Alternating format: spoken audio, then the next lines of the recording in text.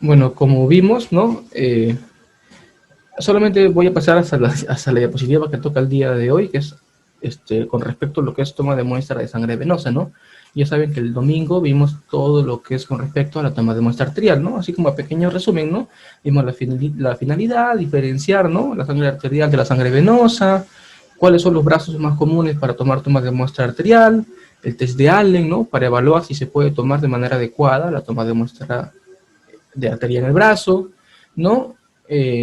Vimos, ¿no?, los materiales que se necesitan para la toma de muestra de sangre arterial, ¿no? El coagulante, ¿no? El tapón para jeringa, el esparadrapo, ¿no? Etcétera, ¿no? Los CPPs, ¿no? Que tan importantes son y en qué momento se deben utilizar, ¿no? El procedimiento en sí vimos, ¿no? Aquí un poquito sobre todo era más cuidadoso el procedimiento en toma de muestra arterial por el tema de que, como no es una muestra muy convencional, sobre todo se utiliza en pacientes que eran hospitalizados y que estaban en unidad de cuidados intensivos, ¿verdad? ¿No? Los parámetros que se miden, la prueba que se hace por excelencia, ¿no? De gases arteriales, ¿no? ¿Qué parámetros mide? También lo vimos, ¿no? ¿Cuál es el equipo que se utiliza para medir esos parámetros de los gases arteriales?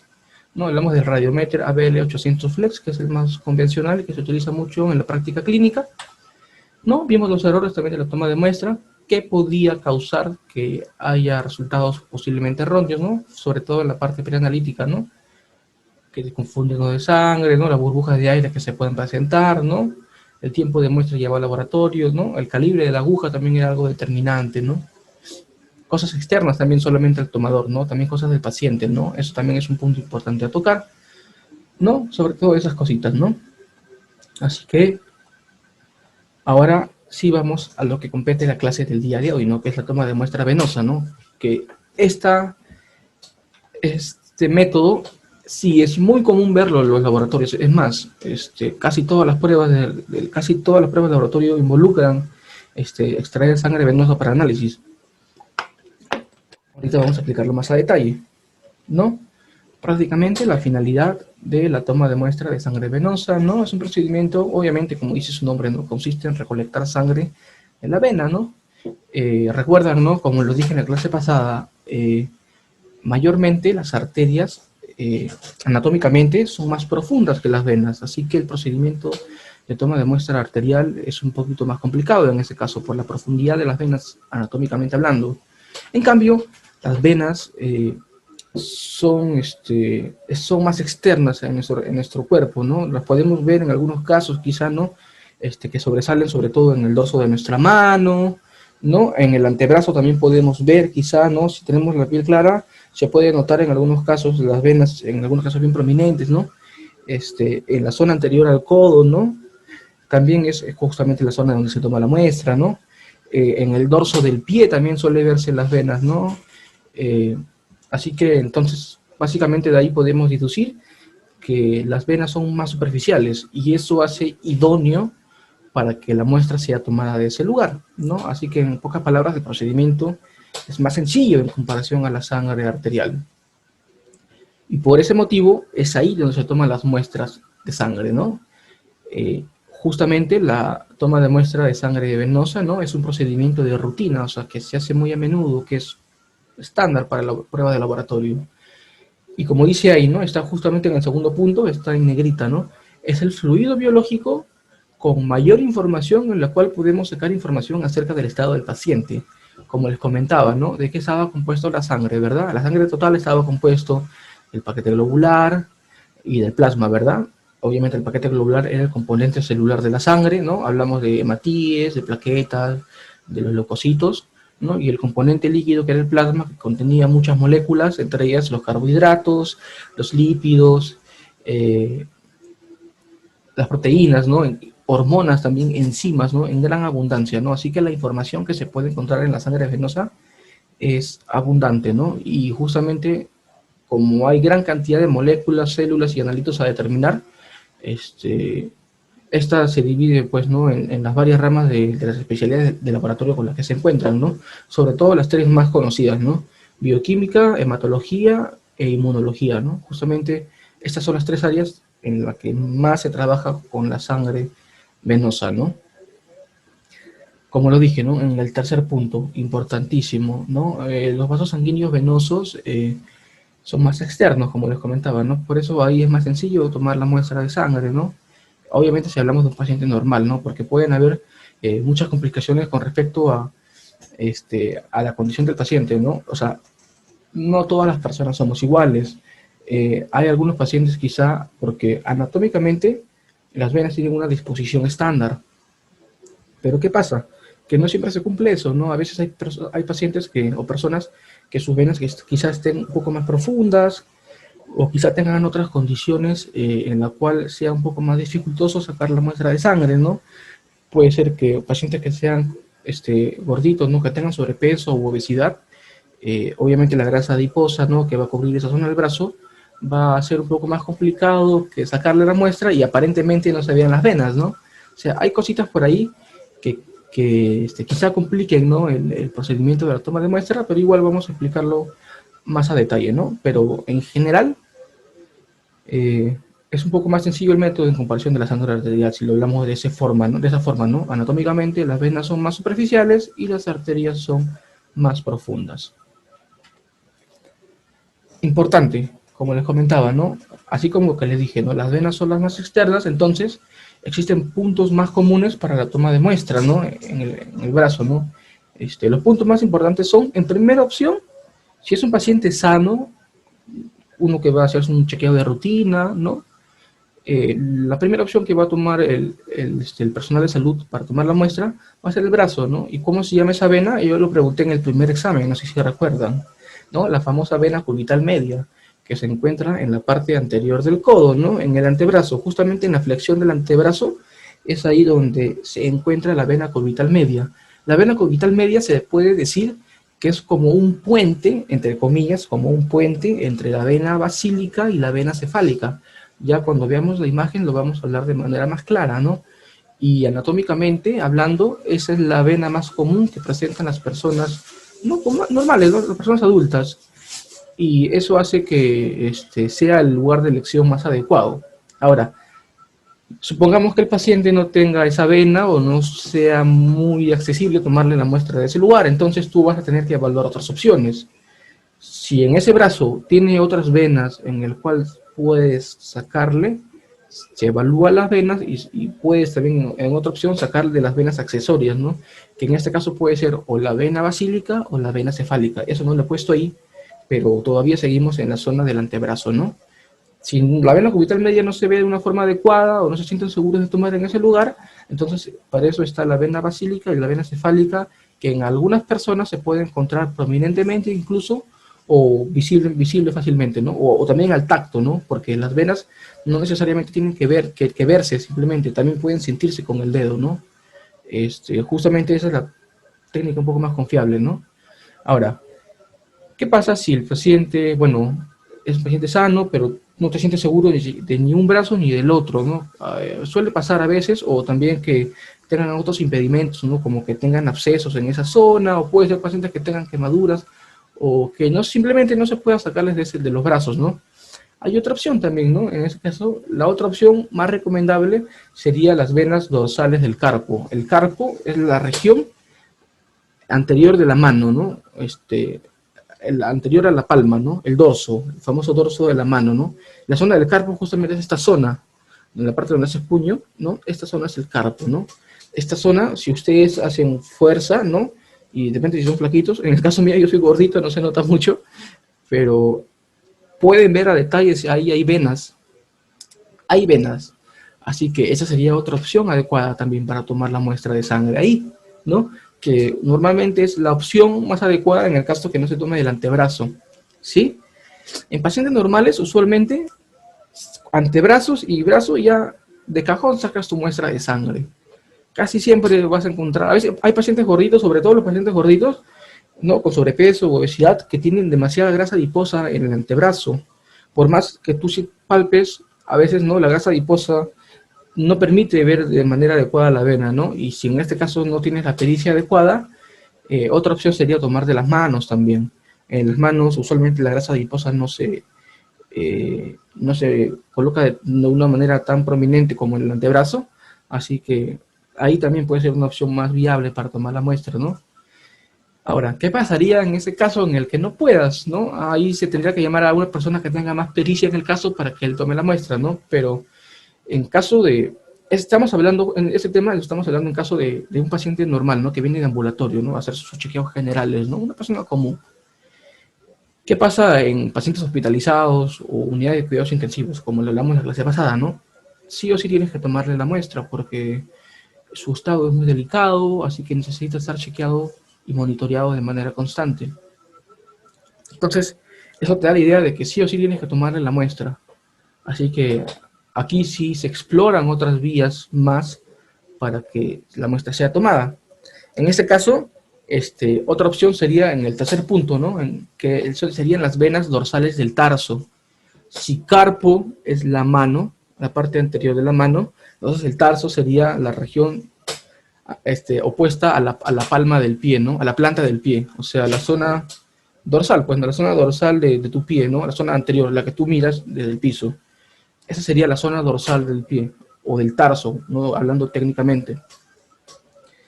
Si conocen su cuerpo, obviamente también han visto que esa zona del tarso también tiene alta prominencia de las venas, y también es una vía para tomar muestra de sangre, sobre todo en pacientes que están en cama, hospitalizados, en el cual no pueden tomarle de los brazos o de la mano. En esos pacientes usualmente no se les toma de esos lados porque a veces están muy canalizados, ¿no? Tienen vías para los medicamentos, vías para el suero, o a veces les toman tantas muestras en el antebrazo que ya su piel forma como un absceso, ¿no? Una masa dura en el cual ya no permite que una aguja entre con la comodidad, ¿no? Eso se ve mucho, sobre todo en pacientes de cuidados intensivos, ¿no? Donde todos los días los están hincando para hacerle una prueba, ¿no? En esos casos, usualmente ya tienes que buscar otras vías para tomar muestras, ¿no? Y usualmente la que buscan a elección, si no es la vena cubital media o las dorsales del carpo, entonces utilizan las dorsales del tarso, ¿no? Hay otras opciones, ¿no? Ya que son menos probables, pero sí se suelen ver y la vamos a hablar un poquito más adelante, ¿no? El último punto, ¿no? Las venas canalizadas también, ¿no? Donde hay vías, donde se colocan las vías para los pacientes, ¿no? Sobre todo para el suero, como la vena femoral, ¿no? La vena subclavia, ¿no? En pacientes hospitalizados, sobre todo, ¿no? O la vena safena. La vena safena es la que se encuentra en el lado anterior de nuestra rodilla, ¿sí? Te dejas la rodilla, en la parte posterior, perdón, en la parte posterior, ¿no? En la flexión de la rodilla, ahí es donde se encuentra la vena safena. Es análoga a la vena del antebrazo, ¿no? También es otra opción para tomar justamente esos en los pacientes que están hospitalizados, sobre todo, ¿no?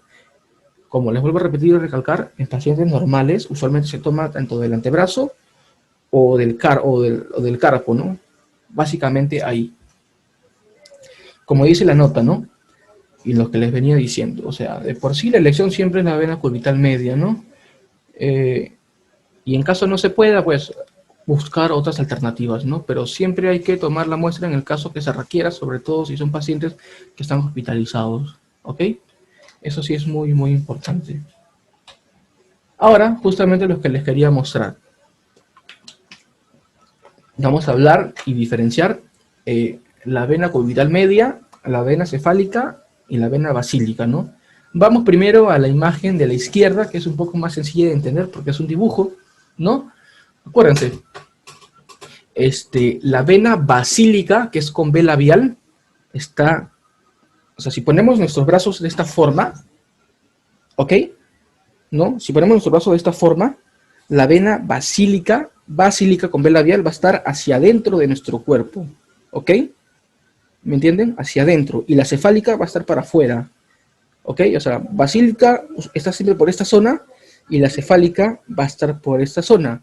¿Y dónde se encuentra la cubital media? La cubital media, como les digo, entre comillas, es un puente, ¿no? Si ven la imagen de la izquierda, acá pueden ver cómo la vena basílica se entrelaza con la vena cefálica, ¿verdad?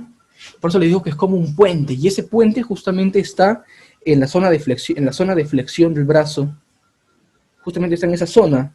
Y se puede palpar en algunos casos, ¿no? Si ustedes tienen buenas venas, pueden palparse incluso, ¿no?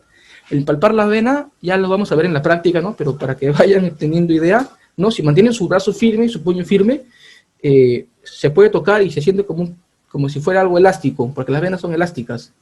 ¿No? Más o menos así se siente el tacto la vena. Y cuando está con ligadura y con todo el procedimiento, la van a sentir más, ¿no? Pero más o menos como para que se hagan una idea. Es ahí donde es el punto de contacto de la toma de muestra, ¿no? En ese caso es la vena cubital media. No todos la presentan, el 95% de la población, ¿no?, presenta la vena cubital media, algunos solamente presentan otros tipos de ramificaciones, porque hay personas o hay pacientes incluso que tienen venas difusas en esta zona. ¿Y qué quiere decir difusas? Que las ramificaciones, como vemos acá, no son las que mostramos, sino que se ramifican en otras venas muy finas y delgadas, en las cuales la toma de muestra no se va a poder realizar de manera adecuada. Y existen esos pacientes, ¿sí? Es más, algunas personas que tantas veces no toman muestra ya saben que de ahí no les pueden tomar muestra porque saben que sus venas son delgaditas y puede haber problemas, ¿no?, a la hora de tomar en esas zonas, que lo vamos a hablar más adelante también, ¿ok? Pero como les digo, ¿no?, en la imagen de la izquierda podemos ver, ¿no?, de manera sencilla, ¿no?, de manera didáctica, las venas, ¿verdad? Vena cefálica para afuera, vena basílica para adentro, el puente, entre comillas, sería la vena cubital media, ¿no? Y vemos las venas accesorias, ¿no?, la vena cefálica del antebrazo, vena basílica del antebrazo, y por último en la mano podemos ver las venas del carpo, ¿no? Acá vemos las venas palmares, que son las que están en la palma, pero al otro lado están las venas del carpo, que les comentaba que también era otra opción para tomar las muestras. En la imagen no se ve, solamente estamos haciendo más a detalle las venas del brazo y el antebrazo. Ahora, véanlo en la imagen del lado derecho. Esta es una imagen de un libro de anatomía. Se puede ver mejor, obviamente se está mejor dibujada el brazo y el antebrazo del paciente, ¿no? Así que ahí podemos ver quizá mejor cómo está la vena, ¿no? Igual, es muy parecido a ¿no? Pero podemos distinguirla, ¿no? La vena cefálica, ¿no?, es la que está externa, ¿no?, externa a nuestro cuerpo, o pasa por la zona del pulgar, si quieren tenerlo de esa forma, y la vena basílica es la que está interna, ¿no?, pasa por el meñique, ¿no?, a la altura del meñique, ¿no?, o sea, para esa dirección, mejor dicho. Y el puente, como les comentaba, es la vena cubital media, ¿no?, que es la zona de elección, ¿sí? Así que, bueno, ahí tienen la descripción anatómica, y cuando ustedes tengan la oportunidad de tomar muestra, siempre recuerden esto, ¿no?, porque es el punto de partida, ¿no? Si no sabemos las posiciones de las venas, va a ser bien difícil que nosotros podamos tomar la muestra, ¿sí? Siempre hay que mentalizarnos, ¿no?, en saber dónde están las posiciones de las venas, y en caso de no encontrarlas y no estar seguro de tomarlas, siempre hay que ir pensando ya en las otras alternativas, que justamente eran las otras vías en donde se toma la muestra de sangre venosa, ¿no? Así que ya saben, chicos, ¿no?, siempre pensando en la posición anatómica de las venas, y la decisión va a depender de ustedes de tomar o no, dependiendo si se sienten seguros en esos brazos o en otras vías, ¿sí? Como les decía, ¿no?, si no se puede ahí, entonces vamos a ver acá, ¿no?, que esa es la otra posición de las venas, ¿no?, que usualmente es la última opción, pero se los dejo acá, ¿no? Esta es la vena safena, la que les comentaba, que está en la flexión de la rodilla, ¿sí? Vamos a ver la imagen de la izquierda, que es como un dibujito, ¿no? Justamente en la zona de flexión, la vena safena sale más externa a la piel, o sea, se va a poder notar incluso, ¿no? Así que es una vía adecuada para tomar también la muestra de sangre, ¿no?, en caso de los pacientes que lo requieran, ¿no? A la derecha podemos ver ya la imagen más dibujada, más detallada, ¿no? Podemos ver el arco de la vena safena, ¿no?, que justamente hace una prominencia en esta zona, si la pueden ver, ¿ok? Justamente es ahí donde se toma la muestra, porque es la zona donde está más externa a la piel, ¿no? Si se dan cuenta, mientras va descendiendo, se hace más interna la vena. Así que por eso la vena safena menor también es otra opción para tomar la muestra, ¿no? Los que les comentaba también, que son la segunda opción, ¿no?, las venas del carpo, o las venas dorsales también les llaman, ¿no?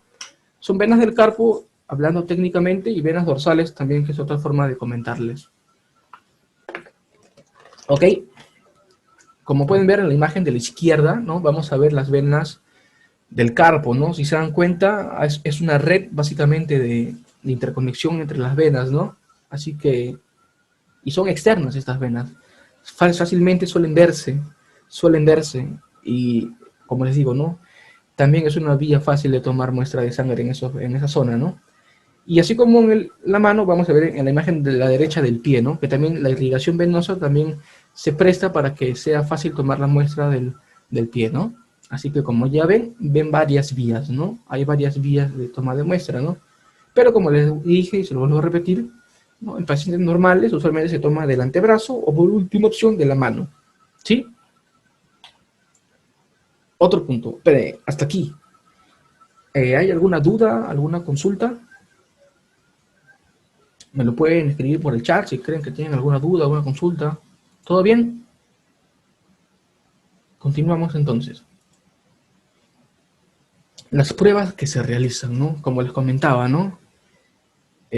La sangre venosa da una información tremenda sobre el estado de nuestro organismo, desde las moléculas como la glucosa, urea, creatinina, o sea, les puedo comentar esto todo el día, ¿no? Glucosa, urea, creatinina, bilirrubina total, bilirrubina directa, ¿no? Perfil, lipoproteína de baja densidad, lipoproteína de alta densidad, otras enzimas como el lactato deshidrogenasa, o sea, hay una variedad tremenda y solamente les hablo de bioquímica, ¿no? Inmunología, pruebas serológicas, ¿no? Anticuerpos relacionados con diversas enfermedades, ¿no?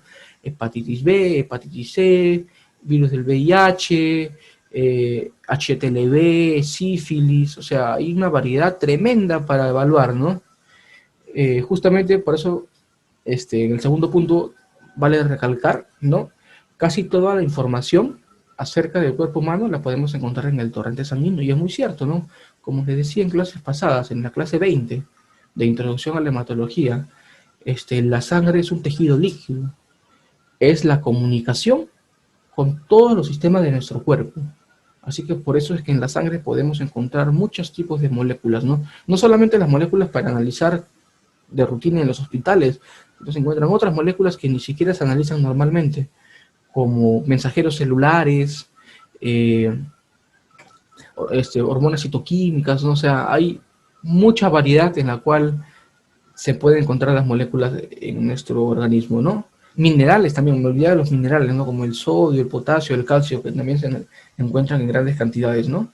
Y como lo dice ahí, ¿no? Componente celular, fragmentos celulares, carbohidratos, proteínas, lípidos, enzimas, factores de la coagulación, ¿no? Electrolitos, ¿no? Los minerales que les comentaba, ¿no? Y más componentes que se pueden determinar.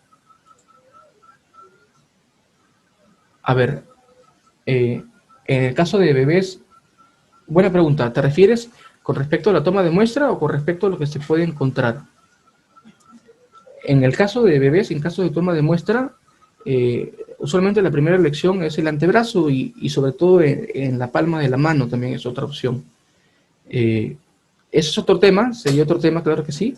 La toma de muestra pediátrica varía un poco más en cuestión a la toma de muestra de una persona adulta normal, pero usualmente eso lo dedican a otro tema, ¿no? Porque obviamente la toma de muestra pediátrica es otro procedimiento. Si bien el procedimiento es el sí mismo, se requiere un poco más de, de capacitación previa, ¿no? Porque no es común tomarle a los niños, ¿no? O sea, en el sentido de la frecuencia, me refiero, ¿no? Usualmente hay otro tipo de enseñanza, ¿no? Para tomar la muestra a bebés, a niños en este caso, pero el procedimiento en sí es el mismo. Sobre todo, esta clase un poco está más orientada a la toma de muestra de pacientes adultos, ¿no? Pero en el caso, si podemos ver en la práctica, ¿no? Cuando hagamos los talleres, podemos conversar y complementar la teoría, ¿no? En el caso de toma de muestra en el caso de neonatos y de pacientes de pequeña edad, ¿no? Podemos complementarlo, claro que sí. A ver, otra pregunta. En el muslo,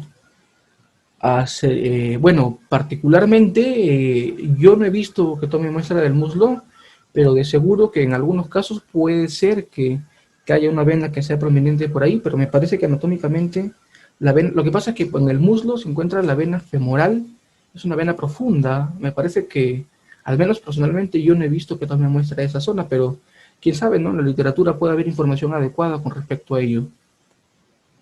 Pero en mi experiencia no he visto, ¿no? Que se tome muestra en el muslo, hasta al menos hasta donde yo he visto.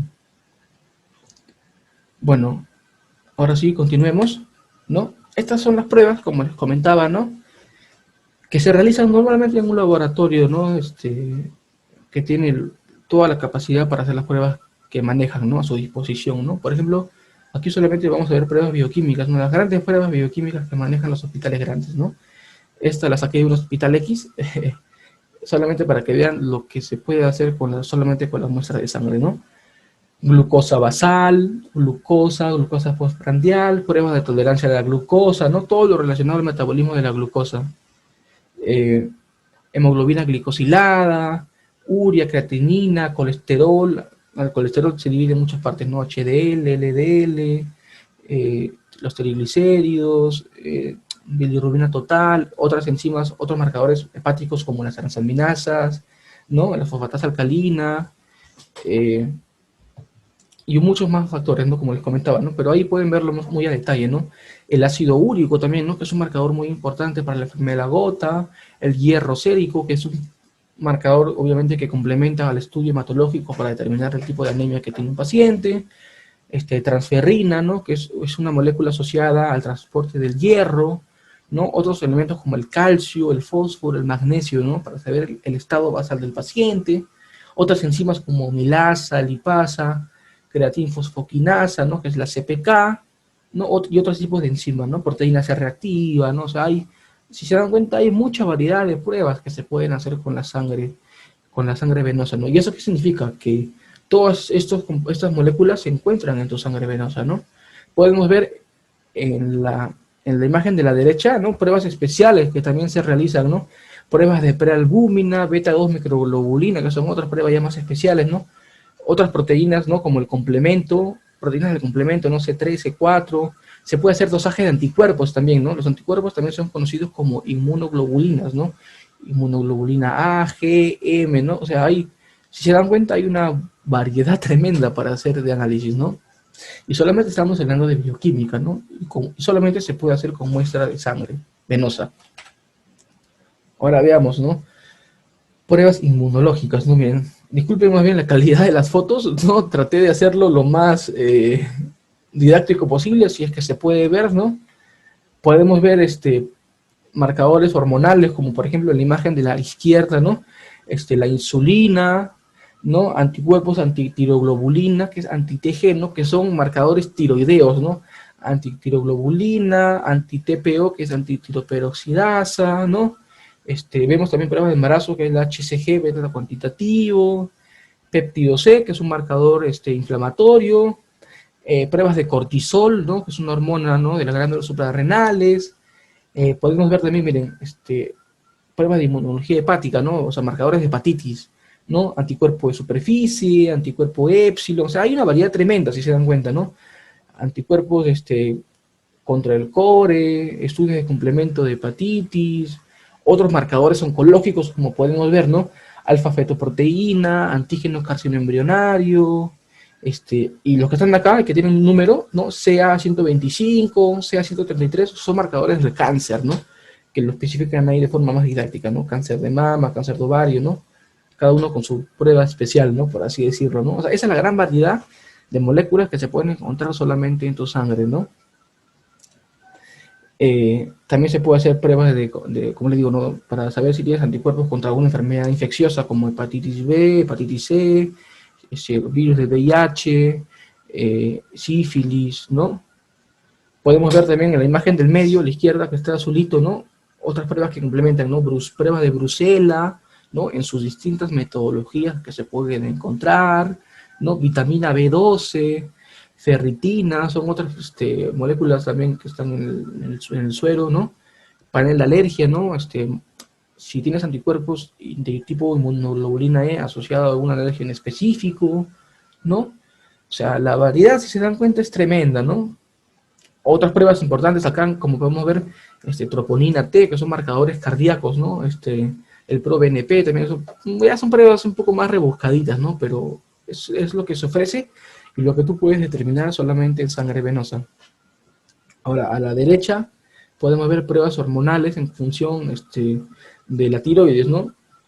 T3 o trieotironina, tiroxina, hormona estimulante de la tiroides, hormona del crecimiento, hormona folículo estimulante, estradiol, LH, ¿no? Progesterona, estrógenos, testosterona. Imagínense, todas las moléculas que alguna vez hemos escuchado o conocemos se pueden medir en sangre, ¿no? Y la variedad, como les comento, es abrumadora. Ahora, pruebas hematológicas, ¿no? También, como ya hablamos un poquito, creo, ¿no? En las clases, dos clases anteriores, ¿no? Podemos ver el hemograma, ¿no? Cómo lo ofrecen, ¿no? El hemograma completo, hemograma, hemoglobina, las constantes corpusculares que les comentaba, ¿no? El frotis periférico, el recuento de reticulocitos, ¿no? Que es una prueba especial también, la velocidad de sedimentación globular, ¿no? En el medio vemos pruebas hematológicas ya un poco más especiales, ¿no?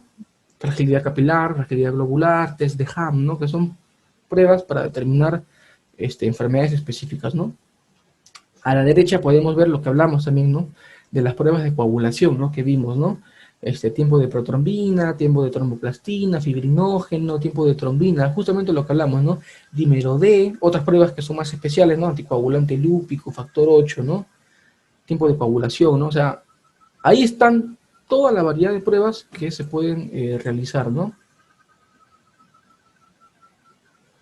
A ver, una pregunta interesante. ¿Qué prueba se realiza cuando el paciente tiene una reacción alérgica? Bueno, cuando el paciente tiene una reacción alérgica, lo que primero se hace es diagnosticarlo de manera clínica. En este caso, el médico no va con la sintomatología que presenta el paciente, con los signos y síntomas que puede evidenciar, parte por ahí primero el diagnóstico de una alergia en específico, ¿no? Usualmente no se puede determinar solamente viendo qué alergia es, obviamente que en la entrevista, ¿no? Él te puede dar información con respecto a lo que ha hecho, lo que ha comido, ¿no? Con qué ha estado expuesto, ¿no? Pero la prueba obviamente que se realiza, ¿no? Al laboratorio, el médico para confirmar, obviamente va a solicitar un panel de alergias. Un panel de alergias es una prueba inmunológica en el cual, obviamente hay un montón de parámetros, ¿no? Antígenos alergénicos, ¿no? Que se pueden encontrar en la naturaleza, ¿no? Pelo de gato, polen, a la polución, ¿no? Y el paciente, ¿no? Se le va a colocar su suero en la prueba y dependiendo de la reacción que ocurra, ¿no? Dependiendo a qué marque y haga contacto con la reacción antígeno-anticuerpo, se va a determinar a qué es alérgico el paciente. Esa es la prueba que se hace, ¿no? Usualmente se hace esa prueba para confirmar a qué es alérgico el paciente, ¿no? Y al final el tratamiento que da el médico, pues, ¿no? Evitar cualquier tipo de contacto con lo que ha salido alérgico, ¿no? Básicamente así funciona. Pero no hay una prueba específica para reacción alérgica tal como cual. La prueba en sí sería identificar qué tipo de alergia tiene, sobre todo, ¿sí? Y para ello se hace la prueba para determinar un tipo de anticuerpos que tenemos, y son los anticuerpos IgE. Esos son los anticuerpos que están relacionados en todo lo que está involucrado con el tema de las alergias. De forma más sencilla explicarlo así. Sí, puedo responder tu pregunta con eso. Y bueno, como les comentaba, ¿no? Las pruebas que vimos, ¿no? Al lado, ¿no? Que vimos, ¿no? Tiempo de coagulación, tiempo de trombina, ¿no? O sea, básicamente en tu sangre, o sea, hay demasiada información del organismo, ¿no? No toda, obviamente, pero sí la gran mayoría de información. Y es por eso que cuando acudes a hacerte pruebas de laboratorio siempre te van a sacar sangre, porque es la muestra más común que se ve en el laboratorio, ¿no? Muy al margen de las otras que ya hemos hablado, ¿no? En el caso de orina y heces y otros tipos de líquidos, ¿no? Continuamos. Bueno, ya en este caso hay pruebas especiales también, ¿no? En el caso que no son las comunes que hemos visto, ¿no? Pruebas de biología molecular, citogenética, que también en algunos casos se utiliza sangre, ¿no? Por ejemplo, las pruebas de ADN, en algunas pruebas se utiliza sangre, en otras se utiliza también el hisopo, ¿no? En la mucosa bucal, ¿no? Pero también se utiliza sangre en algunas ocasiones. Pruebas de cariotipo, ¿no? Las pruebas de cariotipo son para ver los cromosomas, ¿no? Como podemos ver en la imagen de abajo, perdón, en la imagen inferior, ¿no? Podemos ver un cariotipo, ¿no? Es el conjunto de los cromosomas que existen en nuestras células, ¿no? Es una prueba citogenética. Pruebas más específicas de citogenética, como la prueba de Fish, ¿no? Pruebas de microarrays, ¿no? Ya son técnicas un poco más complicadas, ¿no? Pero relacionadas también a las pruebas de laboratorio y también se hacen también con muestra de sangre, perdón, ¿no? Pruebas de electroforesis también, ¿no? Para separar proteínas de algún compuesto en específico, ¿no? Obviamente en la sangre es lo que se hace más común, la famosa electroforesis de proteínas, ¿no? Qué tipo de proteínas presenta la sangre, se separan, ¿no? Y también eso nos da información adecuada del estado del paciente. Bueno, la prueba de paternidad en DNA usualmente se hace con la mucosa bucal, ¿no? Se hace un hisopado en la mucosa bucal y ya es un procedimiento que se hace, ¿no? Más exhaustivo, ¿no? Con el tema de prueba PCR se le llama la prueba, reacción en cadena de la polimerasa. Esa es la técnica que se hace para la prueba de paternidad, ¿no? Eso ya sería, lo podemos hablar en otra oportunidad, es un tema bien interesante y bien extenso, ¿no? Pero esa es la prueba molecular que se hace para pruebas de paternidad, en las pruebas de ADN en ese caso, ¿no? Bueno, continuemos. Ah, bueno, los que les comenté en algún momento, creo, me parece que fue en el primer módulo, que hablamos, ¿no? Sobre el orden de recolección de los tubos, ¿no? Hay que identificar los tubos por su color también, ¿no? Que pregunté incluso en el primer examen que tomamos y también lo pregunté en las clases, ¿no? ¿Cuáles son los tubos que existen? Esto sí tienen que aprendérselo. Tienen que estar bien informados con respecto a eso, ¿no? El código de color y qué aditivo tiene. El aditivo se refiere a la sustancia que tiene como preservante en el tubo, ¿no? Puede ser anticoagulante o algún otro tipo de conservante, ¿no? Por ejemplo, ¿no? Ya viéndolo de nuevo, ¿no? Recuerden, ¿no? El tubo celeste, ¿no? El tubo para las pruebas de coagulación, ¿verdad? ¿No? ¿Qué anticoagulante tiene? El citrato de sodio, ¿no? Y justamente acá dice, ¿no? Área de uso, ¿no? Se utiliza para pruebas de coagulación, ¿no? Tipos de coagulación, fibrinógeno, ¿no? Podemos ver el tubo amarillo, ¿no? Que no presenta un anticoagulante, pero presenta un gel separador para separar el paquete globular del suero, ¿no? Se utiliza para química clínica. Química clínica se refiere a bioquímica, pruebas bioquímicas. El tubo rojo es muy similar al tubo amarillo, solamente que este no tiene el gel separador nada más, y su uso es casi igual. No, el tubo naranja no es usualmente tan visto, pero este tiene trombina, ¿no? La trombina es un activador de la coagulación, así que hace que la sangre se coagule más rápido, ¿no? También no es muy usado, personalmente no lo he visto tanto. También he visto tubos verde claro, que tiene heparina de litio, ¿no? Y heparina sódica, el verde oscuro, ¿no? Que se suele usar también en bioquímica también.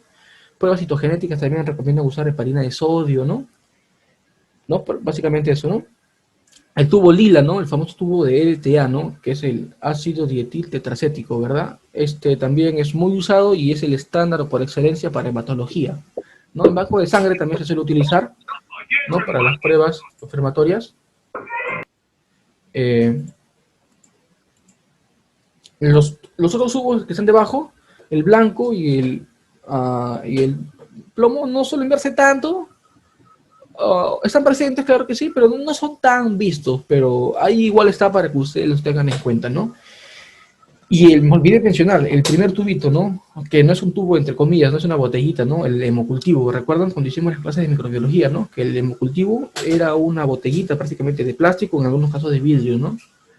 Y ese orden que está ahí es el que se utiliza adecuadamente para tomar el orden, ¿no? En el caso a veces hay pacientes que le piden todas las pruebas, ¿no? Y obviamente todas las pruebas no solamente las hace de un tubo, ¿no? Porque puede ser que sea porque el laboratorio tenga diferentes servicios y para que sea más versátil utilizar tu misma muestra, mejor que estén tubos diferentes, ¿verdad? En ese caso, se toman varios tubos diferentes para diferentes servicios, porque tu tubo rojo va a estar para bioquímica, tu tubo lila va a estar para hematología, tu tubo celeste va a estar para otra sección de hematología, ¿no? El tubo amarillo y otro rojo también va a estar para inmunología, ¿no? O sea, por ese motivo también suelen tomar varias muestras de sangre en el caso que se realicen muchas pruebas para mandarlas a diferentes servicios. Así que, en ese caso, el orden es importante respetarlo para que se mantenga, ¿cómo decir? Para que a la hora de hacer las pruebas los resultados se mantengan lo más fidedigno posible, ¿no?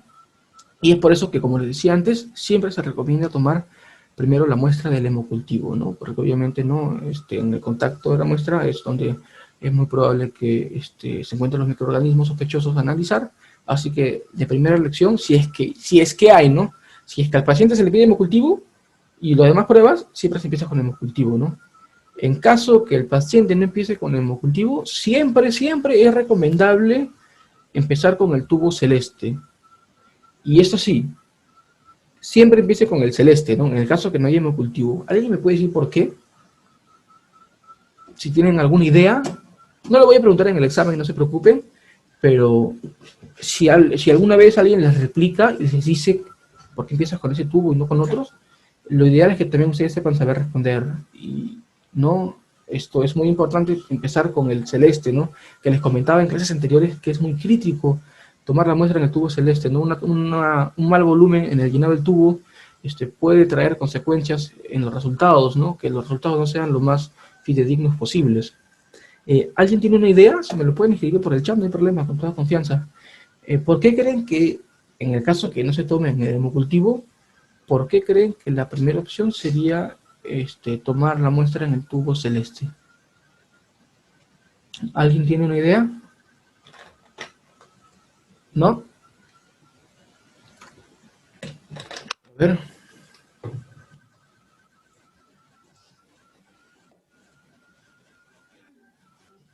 Para que no interfiera el activador de la coagulación, es un buen punto, sí. En parte eso es cierto, no es lo que tenía pensado, pero también es cierto, pero hay otro detalle más. Sí, eso también es un buen punto, pero no es el único, hay algo que es un poco más importante con respecto a eso. Pero en el caso del activador de la coagulación es un punto muy importante. Eso sí, es muy válido. Pero hay algo adicional sobre todo eso, más importante. ¿Qué pasa si no tomas con tubo amarillo y sale con tubo rojo? Entonces ya no habría ese problema. Hay otra cosita, pero muy buena tu participación igual, es muy importante eso, claro que sí, pero hay algo de por qué solamente se empieza con el celeste. Bueno, la respuesta es sencilla. Acuérdense que en el tubo celeste se hacen las pruebas de coagulación, ¿verdad? Yo les comentaba que cuando la sangre está en nuestro organismo, se mantiene líquida, ¿verdad? Por los anticoagulantes naturales que presentamos en nuestro organismo, ¿no? ¿Cuál es el anticoagulante normal que presenta nuestro organismo en la sangre? Es la heparina. La heparina es un anticoagulante natural que se presenta normalmente en nuestro organismo y es una de las responsables por la cual la sangre se mantiene líquida en nuestro organismo, ¿no? Pero ¿qué pasa cuando tú tomas la muestra y la sangre sale hacia el tubo? Obviamente la sangre ya no va a estar en su medio adecuado, ¿verdad? ¿Y eso qué implica? Que rápidamente, ni bien tú tomes la muestra, los factores de coagulación se van a activar lo más rápido posible. Y para tú evitar eso, tomas primero en el tubo celeste, perdón, para evitar que los factores de coagulación se activen, y como tienes un anticoagulante, el anticoagulante citrato de sodio es un anticoagulante líquido, ¿no? Tomas la muestra de sangre y evitas que se activen los factores de coagulación, ¿me entienden? Es porque justamente las pruebas en el tubo celeste miden solamente pruebas de coagulación. ¿Qué pasa si tú tomas con el tubo celeste al final? Empiezas tomando con el tubo, ya supongamos, amarillo, rojo, ¿no? Y al final dejas el tubo celeste. Los factores de coagulación ya se activaron desde el primer inicio que estás tomando la muestra de sangre. Y cuando tomes en el último tubo, los factores de coagulación en parte ya pueden estar alterados, ¿no? Y cuando tú hagas la prueba al final, los resultados no van a ser los mismos que como si lo hubieras tomado en el primer momento. ¿Me dejo entender? ¿No? Pero igual, el comentario de su compañera también es muy válido. El gel separador también en parte tiene factores de coagulación que hacen que la sangre se coagule, ¿no? Y tomarlo con el tubo celeste después también impediría eso, ¿no? Así que también esa también sería otro punto por el cual no se empieza tampoco con el tubo amarillo en ese caso, ¿no? Y por eso está la primera opción, el tubo celeste, ¿no? Que siempre deben empezar con ese, ¿no? Aunque personalmente, después del tubo celeste, el tubo amarillo y el tubo rojo, yo ya no he visto que tengan un orden adecuado. Personalmente yo ya no he visto eso. No, yo he visto que después lo toman con el lila, con el verde, ¿no? O sea, después de eso yo no he visto un orden, pero siempre se empieza con el celeste, eso sí. Ya, si no hay hemocultivo, empiecen con el celeste y el amarillo, ¿no? El amarillo y el celeste es lo mismo, es para suero, pero la diferencia es que el amarillo tiene gel, un gel que separa el paquete globular del suero. En cambio, el tubo rojo no cuenta con ese gel separador. El paquete globular y el suero van a estar en contacto, ¿ok? Así que la primera opción, entonces, si lo repetiría, sería como está la imagen, ¿no? Primero el tubo celeste, el tubo amarillo, el tubo rojo, el tubo naranja, el tubo verde y el lila. Usualmente van a ver esos 5 sobre todo. El celeste, el amarillo, el rojo, el verde y el lila. Esos son los que casi siempre se van a ver. Los demás no son tan frecuentes. ¿Ok? Pero ese sería el orden adecuado, ¿no? Acá dice, en la última columna dice inversiones. ¿Qué significa inversión? Inversión significa esto. Bueno, este es un atomizador. Inversión significa esto. Mover suavemente de un lado a otro. ¿Y con qué finalidad se hace eso, no? En el caso que los tubos presenten anticoagulante, acuérdense que el anticoagulante, sobre todo el citrato de sodio, es un anticoagulante líquido. Cuando tú tomas la muestra, si tú no mueves el tubo, el anticoagulante va a estar al fondo. Y si el anticoagulante está al fondo, no se va a mezclar con la parte superior de la sangre, ¿no? Entonces puede ser que se coagule en la parte superior y los resultados de una forma se alteren. Así que homogeneizando el tubo, ¿no? Vas a mezclar el anticoagulante de manera homogénea con toda la sangre total que estás utilizando, ¿verdad? Así que la inversión es muy importante, sobre todo en los tubos que tengan anticoagulante. Ahí sí es muy importante mezclar. Igual se mezclan, igual se hace por rutina, se hacen todos, pero de preferencia más en los tubos que presenten algún tipo de anticoagulante. ¿Ok? Hasta ahí. ¿Hay alguna duda, alguna consulta? ¿Todo bien, chicos?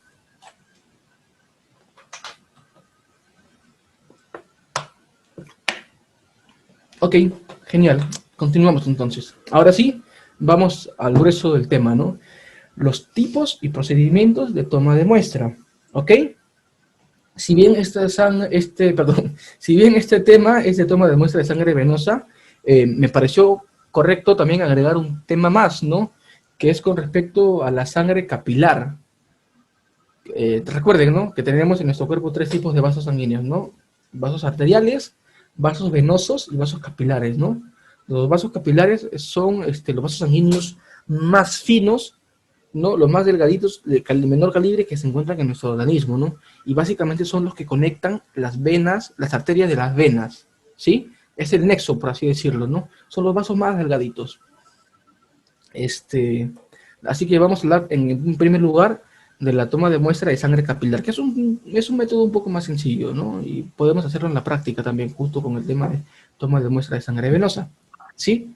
Así que vamos a hablar en primera instancia de toma de muestra de sangre capilar.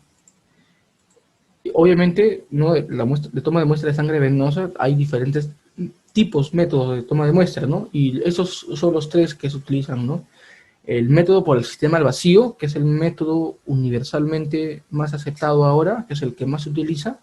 También vamos a ver el método de sistema por aguja libre, ¿no? Que es con las agujas convencionales. Y por último, ¿no? Que en algunos casos se requiere la toma de muestra por jeringa, ¿no? Esos son los 3 que se utilizan de manera más frecuente, ¿no? Y justamente están en orden de frecuencia, ¿no? El que es más prevalente, o más frecuente, perdón, el término correcto es el sistema al vacío, ¿no? Después está el sistema por aguja libre y por último el sistema por jeringa, ¿no? Ah, ya, ahora miren esta imagen que está en la parte inferior, ¿no? Aquí les mostraba los tubos, ¿verdad? Los tubos de recolección de sangre, ¿no? Ustedes se identificaban por su código de color y a la izquierda están viendo también tubos de toma de muestra, pero esos tubos de muestra son para pacientes pediátricos, sobre todo para pacientes neonatos. ¿Qué son neonatos? Neonatos son niños recién nacidos, que tienen menos de un mes de nacido. Neonatos es el término adecuado, ¿no? Usualmente para pacientes menores de un año se utilizan estos tubos de toma de muestras, como ven en la imagen izquierda, ¿no? Que son tubos pequeños, creo que me parece que tienen medio mililitro de volumen de sangre nada más. Es suficiente para hacerles pruebas que requieren, ¿no? Igual con su código de color para que ustedes lo puedan identificar de manera más adecuada, ¿ok? Ahora sí, empezamos por la primera parte, ¿no? Antes de ingresar al tema de toma de muestra venosa, vamos a hablar de la toma de muestra de sangre capilar, ¿ok? Como les comentaba, ¿no? Los capilares son los vasos más delgados que existen en comparación de las venas y las arterias. Estos capilares sirven de conexión entre arterias y venas. son los vasos que usualmente están en las partes terminales de nuestro organismo, ¿no? Que se ramifican hasta más no poder, ¿no? Y su calibre, o sea, el grosor de los capilares incluso es en micras. O sea, imagínense, una micra de grosor que tenga un capilar, ¿no? A veces son tan delgados que pasa solamente un hematíe por ese conducto, ¿no? Y acuérdense que el hematíe tenía un volumen de 7 micrómetros, ¿no? Era algo pequeñísimo. O sea, hasta ese calibre pueden tener de espesor los capilares, ¿sí? Eh, Justamente ese nombre se debe a los finos que son estos vasos sanguíneos, ¿no? Eh, el último punto es muy importante, ¿no? Existen muchas pruebas de laboratorio que se realizan con sangre capilar, y de verdad que existen muchas. Y es algo ventajoso, pues, porque facilita el procedimiento y los tiempos de ensayo de muchas pruebas. Creo que no he puesto de ejemplo acá, pero eh, ¿qué pruebas se toman con muestra capilar? Hay varias. Una, por ejemplo, que es la más común, las famosas pruebas rápidas, ¿no? No sé si alguno de ustedes, ya aprovechando la coyuntura, les habrán hecho una prueba de COVID, ¿no? Las pruebas rápidas de coronavirus, del COVID-19, ¿no? Que se hacen en los famosos cassettes, en las famosas tiras reactivas, ¿sí? Esas pruebas, de forma más eficiente, ¿no? O de forma más común, utilizan sangre capilar, ¿no? Es la sangre del dedo, usualmente, que te sacan, ¿verdad? La sangre del dedo, la sangre que está en el dedo, los vasos sanguíneos son muy delgados, y aquí existen vasos capilares, justamente de los que estamos hablando, ¿no? Y es una elección para hacer toma de muestras en vasos capilares para pruebas rápidas, por ejemplo, ¿no? En este caso, no solamente puede ser de COVID, ¿no? Muy bien, claro que sí, justamente iba a ir después de eso, ¿no? Las pruebas de hematocrito y de hemoglobina que se hacen en los tubos capilares también es donde se suele hacer en la zona del dedo, ¿no? Muy bien, ajá. Que también es muy conocido, pues, ¿no? En hematología, ¿no? Que cuando te haces una prueba de hematocrito, ¿verdad? Que ya hablamos que es hematocrito, ¿no? Lo hacen en sangre capilar, ¿sí? Claro, muy bien, las pruebas de glucosa, exacto, ¿no? Pruebas rápidas de glucosa también le puede llamar, ¿no? No sé si usas ese nombre, pero las pruebas que se hacen con el famoso glucómetro, ¿no? Que es el equipo que logra medir de manera rápida, ¿no? La glucosa en tu organismo, ¿no? ¿No? Te haces un pinchazo, ¿no? Con una lancetita, ¿no? Tienes tu tira reactiva y el glucómetro mide tu resultado de glucosa, ¿verdad? Claro, el glucotest, ¿no? De la hemoglobina también. La hemoglobina, acuérdense que les comenté, ¿no? El HemoQ, ¿no? Que era el equipo automatizado de bolsillo que se llevaban para medir hemoglobina. Claro que sí. Les pongo una más, como para que adicionen. Este, las pruebas de coagulación, hay una prueba de coagulación que se llama tiempo de sangrado de Duke. Se escribe tiempo de sangrado de Duke. Lo voy a poner acá mejor.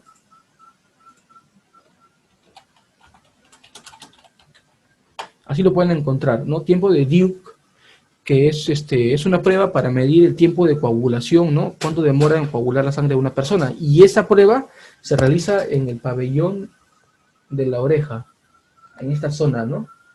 Ahí también podemos encontrar sangre capilar. Así que más o menos con eso ya tienen idea, ¿no? A ver, veo una pregunta. ¿Qué tan confiable es la prueba de glucosa rápida? Bueno, sé que es muy eficiente, ¿no? ¿Qué hacemos en este caso? Cuando hay, ajá, muy correcto, tiempo de sangría es el nombre más adecuado. Muchas gracias, Catherine. A ver tu pregunta, ¿qué tan confiable es la prueba de glucosa rápida? Bueno, para saber la confiabilidad, obviamente que los dispositivos que se ofrecen cuentan con unos valores, parámetros para medir la eficiencia de las pruebas que realizan, ¿no? Que tienen nombres muy específicos, que se llama sensibilidad y especificidad. ¿A qué se refiere esto? ¿No? Como la prueba estándar de glucosa, o sea, la que se realiza normalmente, ¿no? Es un método bioquímico, ¿no? En un equipo automatizado con la medición de una enzima que se llama glucosa oxidasa, ¿no? Ese sería el método estándar, que le conocemos nosotros como gold estándar, ¿no? Este método se compara con la técnica que utiliza el glucómetro, ¿no? Y obviamente el glucómetro en comparación con el gold estándar es un poco inferior, pero no significa que sea malo. Simplemente se hace la comparación con ellos y de ahí se sacan los valores de especificidad y sensibilidad del glucómetro, ¿no? Usualmente no he visto a detalle los valores de sensibilidad y especificidad del glucómetro, pero me parece que son muy altos para que salgan al mercado como el dispositivo, ¿no? Debe ser de 90, 95%, o sea, se refiere a que lo que tú tengas de resultado en el glucómetro, ¿no? Hay una posibilidad, ¿no?, del 95% de que ese resultado sea correcto, ¿verdad? Justamente esa es una forma de medir la confianza, ¿no?, de algunos dispositivos, en este caso del glucómetro, ¿no? Se les llama pruebas de sensibilidad y especificidad. Sería bueno buscar eso, ¿no? Quizá en otra oportunidad te pueda dar una bibliografía con respecto a eso para que lo puedas buscar y ver más a detalle, ¿no? Pero es muy confiable, en pocas palabras, es muy confiable la prueba de glucosa, prueba rápida, pero más confiable es hacer la prueba en brazo con el método estándar común, ¿no? Así sería una forma más adecuada de medirlo. Ahora, ¿no? Veamos las ventajas y desventajas de realizar la prueba en sangre capilar, ¿no? Primero, ¿no?, como dice, ofrece simplicidad, ¿no? Hay más procedimiento en tomarte sangre del brazo que solamente pincharte el dedo, ¿verdad? Es un pinchón del dedo, saca sangre y ya está, ¿no? No hay tanta maniobra en comparación con la toma de muestra de sangre del brazo. El método es más rápido, más sencillo. No se requiere de mucha práctica, ¿no? O sea, hay práctica, pero no es tanto como la de brazo. Bueno, hay algunos casos también, ¿no?, en el que el paciente no se puede realizar la toma del brazo o de algún otro tipo de vena por algún motivo. Se suele recurrir también a tomarse la toma de muestra capilar, ¿no?, en esos casos, ¿no? Como lo hice en el segundo punto, ¿no? Hay algunas pruebas tampoco que no requieren mucho volumen de sangre. Así que otra opción también sería tomar la sangre capilar para compensar y hacer el tipo de prueba de sangre capilar. Claro que sí. El último punto, ¿no?, también cabe recalcar, ¿no? Los ensayos en sangre capilar tienen limitaciones en cuanto a la separación del plasma y el paquete globular. Justamente porque además el volumen que se extrae de sangre capilar es mínimo. Por más que hinques al paciente, no vas a extraer un volumen cuantioso, ¿no? A lo mucho puedes extraer, si le haces un buen pinchazo y el paciente tiene mucha sangre, a lo mucho puedes extraer 100 microlitros a 200 microlitros, ¿no?, que es a lo mucho que puedes extraer de sangre capilar, ¿no? Por ese motivo, es una limitante y no se pueden hacer pruebas serológicas con sangre capilar. Para ello está la elección, ¿no?, de las venas de sangre venosa, ¿no?, donde el volumen que se extrae es más considerable y las pruebas se pueden hacer con ese volumen. ¿Qué pruebas se realizan? Como les comentaba, ¿no? Ahí está, ¿no? Hematocrit de hemoglobina, prueba rápida para diabetes, ¿no?, el glucómetro que les comentábamos.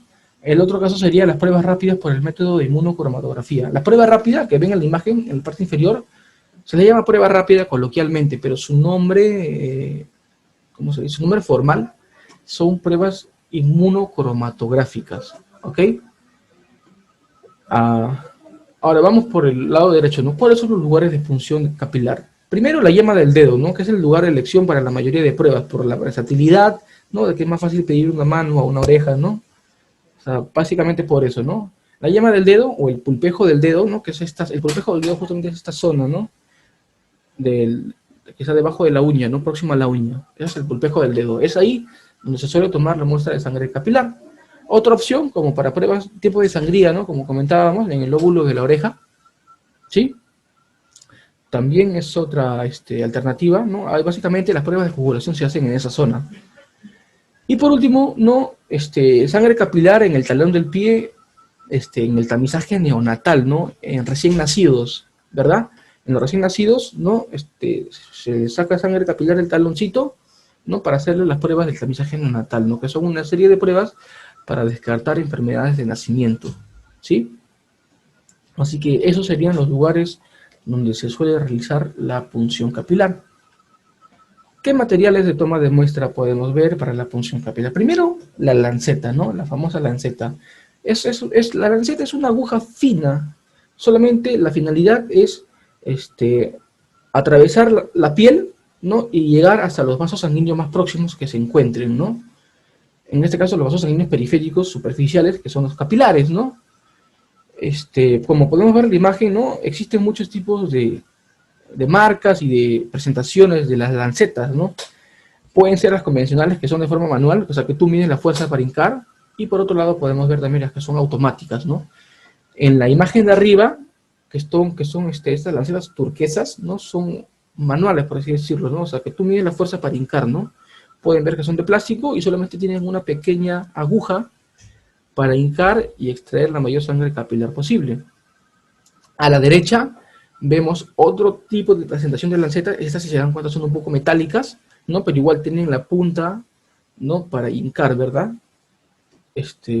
Las presentaciones pueden ser diferentes, ¿no? Pero al final la, la finalidad es lo mismo, ¿no? Obtener la sangre capilar, ¿no? Y por último podemos ver en la parte inferior, ¡ay, caramba! Estas lancetas que son automáticas o llamadas retráctiles también, ¿no? Hay pacientes, sobre todo los pacientes pediátricos, ¿no? Que a veces le tienen miedo a las agujas, y es muy común ver eso, ¿no? Que tienen miedo al pinchazo, y para ellos se les recomienda tomarles con lancetas retráctiles, porque en ellas la aguja no se ve, solamente presionas el dedito, ¿no? Apretas un botoncito, y automáticamente se dispara la aguja para que automáticamente pinche, ¿no? Es una alternativa muy adecuada en el caso de pacientes pediátricos o de pacientes adultos que también les pueden tener temor a las agujas, que también suele verse muy a menudo. Así que la opción es para ellos, ¿no? Que también tienen esa presentación bien adecuada, ¿no? Primer material, y el material más importante para la toma de muestra capilar, las lancetas, ¿no? Otros materiales que necesitamos, podemos ver en la imagen de arriba los tubos capilares, ¿no? Dependiendo, si vamos a tomar pruebas capilares, como para hematocrito de hemoglobina, utilizamos esos tubos que ven en la imagen superior, ¿sí? ¿Por qué se llaman tubos capilares? Porque son tubos con un grosor fino. El grosor o el diámetro de los tubos capilares me parece que es de 0.1 milímetros, ¿no? Es un tubo bien fino por donde pasa por ahí la sangre, ¿ok? ¿Qué otros materiales se necesitan? ¿No? Algodón, alcohol de 70, que es lo más recomendable, ¿no? Ya hablamos de eso. Contenedor para descartar material punzocortante, ¿no? En este caso el material punzocortante serían las lancetas, ¿no? Bolsa roja, ¿no? Para residuos biológicos, en este caso el algodón con sangre cuando le vas a limpiar al paciente. Tubos capilares, ¿no? Como les comentaba, ¿no? Dependiendo de la prueba, ¿no? Los tubos capilares, como ven en la imagen de arriba, tienen dos presentaciones. Tienen los tubos capilares con una marca roja y con una marca azul o celeste, ¿no? Los tubos que tienen la marca roja son tubos capilares que presentan anticoagulante, y los tubos capilares con la marca celeste no presentan anticoagulante. Así que esas son las dos presentaciones más comunes que se pueden ver. Y abajo podemos ver, ¿no? En el otro caso, que para que se utilicen las pruebas rápidas, sería, ¿no? Los kits para prueba de inmunocromatográfica, ¿no? Como podemos ver, ¿no? En la imagen inferior, ¿no? Dependiendo de la prueba, ¿no? Si hablamos por la coyuntura, podemos hablar de las pruebas del COVID, ¿no? Que básicamente esa es la presentación. Bueno, el procedimiento, ¿no? De toma de muestra. El procedimiento es sencillo. Primero, obviamente, antes de todo procedimiento, siempre se le tiene que explicar al paciente lo que se le va a realizar. ¿Ok? Hay que hablarle, ¿no? Oye, le vamos a hacer una prueba tal, por tal motivo, así que por favor le pedimos su colaboración y todo el detalle, ¿no? Siempre explicándole lo que le van a hacer al paciente, ¿no? Lavarse las manos antes de tocar al paciente, colocarse los guantes, ¿sí? Y después elegir la zona para punción. En este caso, como les comento, la zona de punción siempre va a ser en primera opción la yema de los dedos, ¿no? Y usualmente el dedo que se escoge con más frecuencia es el dedo índice o medio, ¿no? Usualmente no se escoge ni el pulgar ni el meñique por el tema de que son dedos muy pequeños, ¿no? Y la vascularidad no es tan adecuada. Pero usualmente se suele escoger el dedo índice y el dedo medio, ¿sí? Ahora, lo que se suele hacer después de eso es, ¿no? Aplicándole al paciente, ¿no? Siempre hablando con el paciente, ¿no? Le vamos a presionar su dedo, ¿no? Porque presionando el dedo vamos a hacer el punto 5, ¿no? Que es calentar o preparar la zona de punción, ¿sí? ¿Y por qué hacemos esto? ¿Por qué presionamos el dedo? ¿Qué pasa? Que cuando tú presionas el dedo, cuando calientas la mano, los vasos capilares se dilatan, se ensanchan, y eso hace que la sangre fluya más por ellos. Es lo preparativo para hincar el dedo. Si la mano está fría y el dedo está frío y tú hincas, es muy probable que no salga sangre, por el tema de que no hay mucha vascularidad, no hay mucho flujo de sangre. En cambio, cuando calientas y presionas, ¿sí? Cuando se pone rojito el dedo, significa que ahí está fluyendo mucha cantidad de sangre. Los vasos se dilatan y la sangre va a fluir con una mayor velocidad. Eso garantiza para que la toma de muestra capilar sea efectiva, ¿sí? Una vez que ya presionaste de manera adecuada, ¿no? Limpias la zona de punción, ¿no? Con alcohol de 70, una pasada suficiente, ¿no? Acuérdate que la zona de punción debe estar estéril, ¿ok? Se sujeta bien el dedo, se abre la lancetita y la punción se realiza de manera rápida, ¿no? No mirando al paciente, ¿no? Rápido, ¿no? Que el paciente tampoco se sienta nervioso, que sientan la seguridad en ustedes, ¿sí? Usualmente el grosor de la lanceta es de 1 milímetro, 2 milímetros a lo mucho. Así que es incómodo, se va a sentir algo rápido. Es normal que cuando se hinca se siente un pequeño calor por parte del paciente y un pequeño dolor, obviamente. Y es justamente ahí donde la sangre va a empezar a salir, ¿no? Después de eso, ¿qué se realiza? ¿No? Ah, ya. Esta es la zona donde se toma. Esta es la zona ideal donde se toma la sangre capilar, ¿no? Si bien este es el pulpejo del dedo, esta zona que sale amarillo es donde más efectivamente la sangre va a salir de manera más adecuada, ¿ok? Ténganlo muy en cuenta. Esa es la zona de preferencia, ¿ok? Ahora, en el caso de recolectar sangre en los tubitos capilares, lo que se hace es que una vez que tú hinques, ¿no? Va a aparecer la sangre, ¿no? Tienes que estar presionando también el dedo.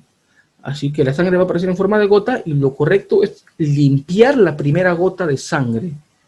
O sea, la primera gota de sangre no se toma muestra, se limpia porque puede tener restos de piel, ¿no? Y algún otro contaminante. Se limpia y después, recién con la segunda gota es donde se empieza a tomar la muestra, ¿no? Si es en sangre capilar, ¿no? El capilarcito se acerca a donde está saliendo la sangre y el tubito y la sangre va a fluir a través del tubo de manera constante, ¿no? Así que la toma es rápida, sencilla, la sangre va a fluir, ¿no? Hasta una cierta medida, ¿no? Se coloca el tubo capilar, se agarra siempre de la parte posterior con el dedo índice para que no haya suficiente flujo, ¿no? Una vez que tomaste la muestra adecuada, sujeta la mano del paciente y hay unos dispositivos con plastilina para sellar los capilares, ¿no? Los colocas ahí, le limpias la mano al paciente, ¿no? Que presione su dedito para evitar que siga sangrando, dejar cómodo al paciente y terminó la toma de muestra, ¿no? Es algo rápido. En el caso de pruebas rápidas, ¿no? En el caso de una prueba rápida, la sangre se coloca también en un tubo capilar que son específicos de los kits, o también se puede colocar directamente la gota de sangre en la prueba, pero siempre limpiando la primera gota de sangre. Eso es lo convencional. Igual, ¿no? Presionar la zona de punción y dejar cómodo al paciente, ¿no? Así que el procedimiento se puede ver de esta forma de manera más sencilla, ¿no? Se presiona, en el punto 2 se escoge la zona de punción, ¿no? Acá en el punto 3 podemos ver cuál es la zona de punción más adecuada, ¿no? En este caso ellos utilizan el dedo anular y el medio, el índice también es una buena opción. Se limpia la zona de punción, ¿verdad? Acá tiene una lanceta automática, una lanceta retráctil, no se hinca, se limpia y se toma la muestra, ¿no? O sea, el procedimiento en sí no es tan complicado, ¿sí? Como dice la recomendación, ¿no? Siempre es necesario limpiar la primera gota de sangre, ¿no? Porque la piel punzada puede tener contacto con algún contaminante o microorganismo, ¿no? Así que para eso y evitar cualquier error, se limpia siempre la primera gota de sangre. Otro punto importante a tenerlo en cuenta, aplicar alcohol de manera excesiva hace que los hematíes extraídos por punción se rompan, se molicen, los glóbulos rojos se rompen. El alcohol lisa rompe a los hematíes, ¿no? Y eso hace que las pruebas que vas a medir pueda tener algún error, ¿no? Así que echar mucho alcohol en la zona, o echar mucho alcohol y punzar y demorar en tomar la muestra, también hace que los hematíes se lisen, se rompan, ¿no? Así que hay que tener cuidado mucho eso y aplicar la cantidad necesaria de alcohol. Igual, el último punto, ¿no? Tú ni bien hinques, tienes que extraer lo más rápido posible la sangre que vas a recolectar, ¿no? porque puede haber problemas con la hemólisis y con la coagulación. Y lo peor, que algunos pacientes no tienen rápida coagulación, el vaso sanguíneo que has hincado se cierre, o sea, ya no salga sangre y tengas que volver a hincarle al paciente, ¿no? Hay pacientes a veces incluso que se incomodan con eso y pedirles nuevamente que les hinque es un poco incómodo, ¿verdad? ¿No? Sobre todo los que tienen miedo, ¿no? Así que siempre hay que tener en cuenta eso. ¿Sí? Hasta aquí, chicos, para entrar a la toma de muestra por sistema al vacío. Terminamos. ¿Hay alguna duda, alguna consulta?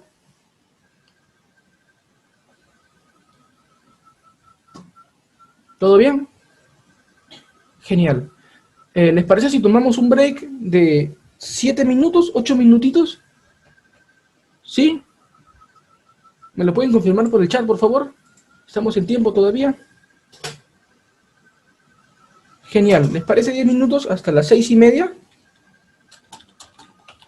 Y hablamos con todo con respecto a la toma de muestra de sangre venosa. Listo, chicos.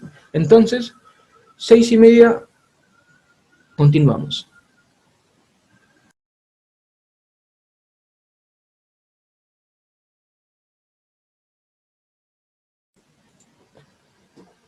Bueno, chicos, continuamos entonces. Ya son 6:29. Ya para no perder un poquito de tiempo hay que empezar ahora sí. ¿Sí? Ahora sí, toma de muestra por sistema al vacío, ¿no? Es el método que es el más frecuente, es el método más... Perfecto. Es el método más difundido, en pocas palabras, ¿no? Algunos le llaman coloquialmente sistema Vacutainer, pero ese no es el nombre correcto. Vacutainer es la marca de tubos, ¿ok? El término correcto es método o fundamento por sistema al vacío, ¿ok? Es la toma de muestra de sangre venosa más difundida, ¿ok? ¿Y cuál es el fundamento de este método? Los tubos de recolección de sangre no contienen aire, ¿ok? Al no contener aire, los tubos están con una presión negativa. ¿Qué significa? Que cualquier cosa que ingrese fácilmente va a entrar, o explicado de otras palabras. No sé si saben esa ley de presiones, ¿no? Cuando tienes dos sistemas, y en un sistema hay más presión que en el otro, ¿cómo viaja la presión? ¿De mayor presión a menor presión?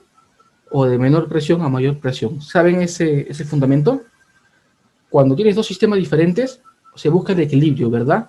Si tú tienes un sistema con mayor presión que el otro, para buscar el equilibrio es que se compense. Entonces, la presión va a ir desde el lugar donde hay mayor presión hacia el lugar donde hay mayor presión.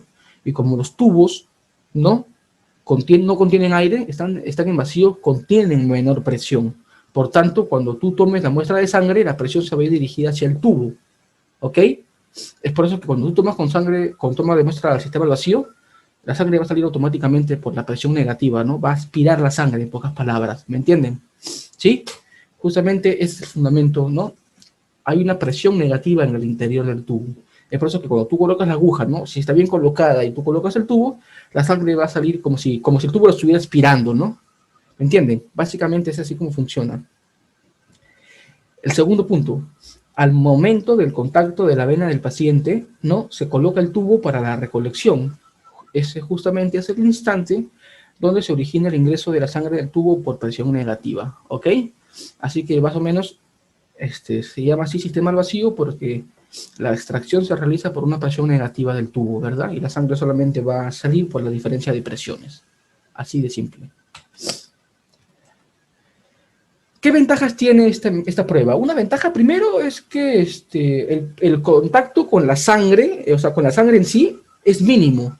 Por el sistema que tiene, no vas a tener contacto con ninguna gota de sangre. Y eso es muy beneficioso porque si no hay contacto con la sangre, garantizas que no te vas a contagiar o no vas a tener contacto con tu sangre y no vas a tener ninguna enfermedad contagiosa, ¿no?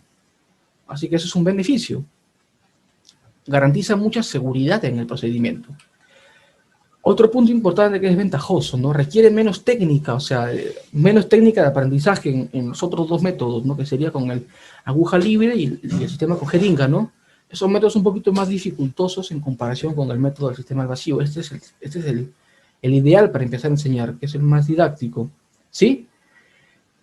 Una desventaja, que eso sí, tómelo muy en cuenta porque le va a servir este punto, esto sí.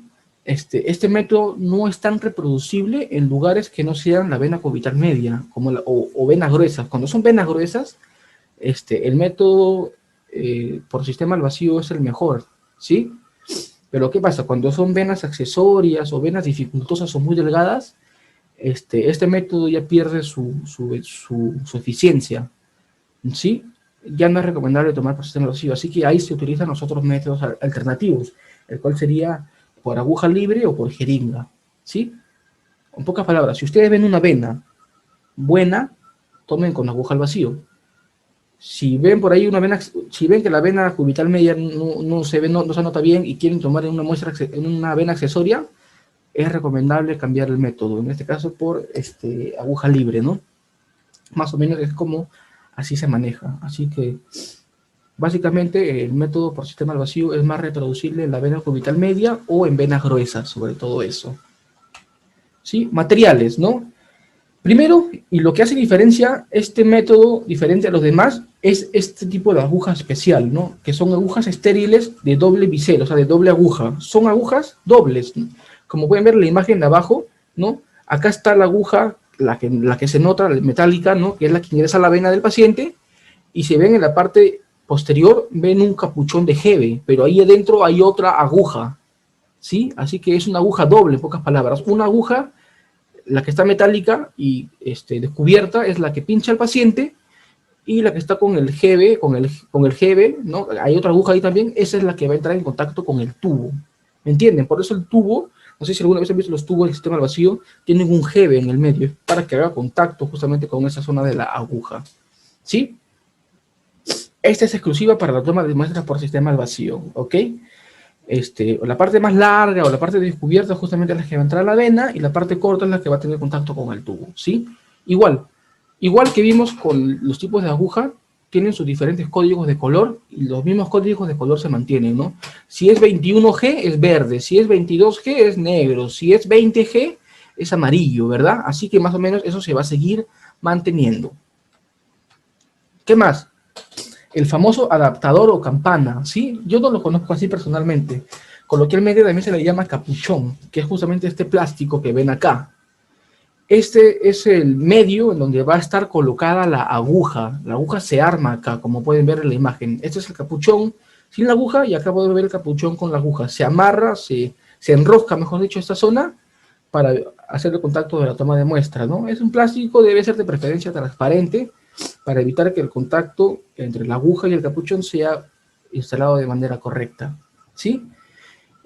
Una modificación de estos adaptadores es que hay algunas agujas que vienen con un adaptador para tapar la aguja punzocortante después de tomar la muestra. No, es para evitar que te hinques, ¿no? Para evitar el contacto con la aguja, viene con este plástico que es como un adaptador, ¿no?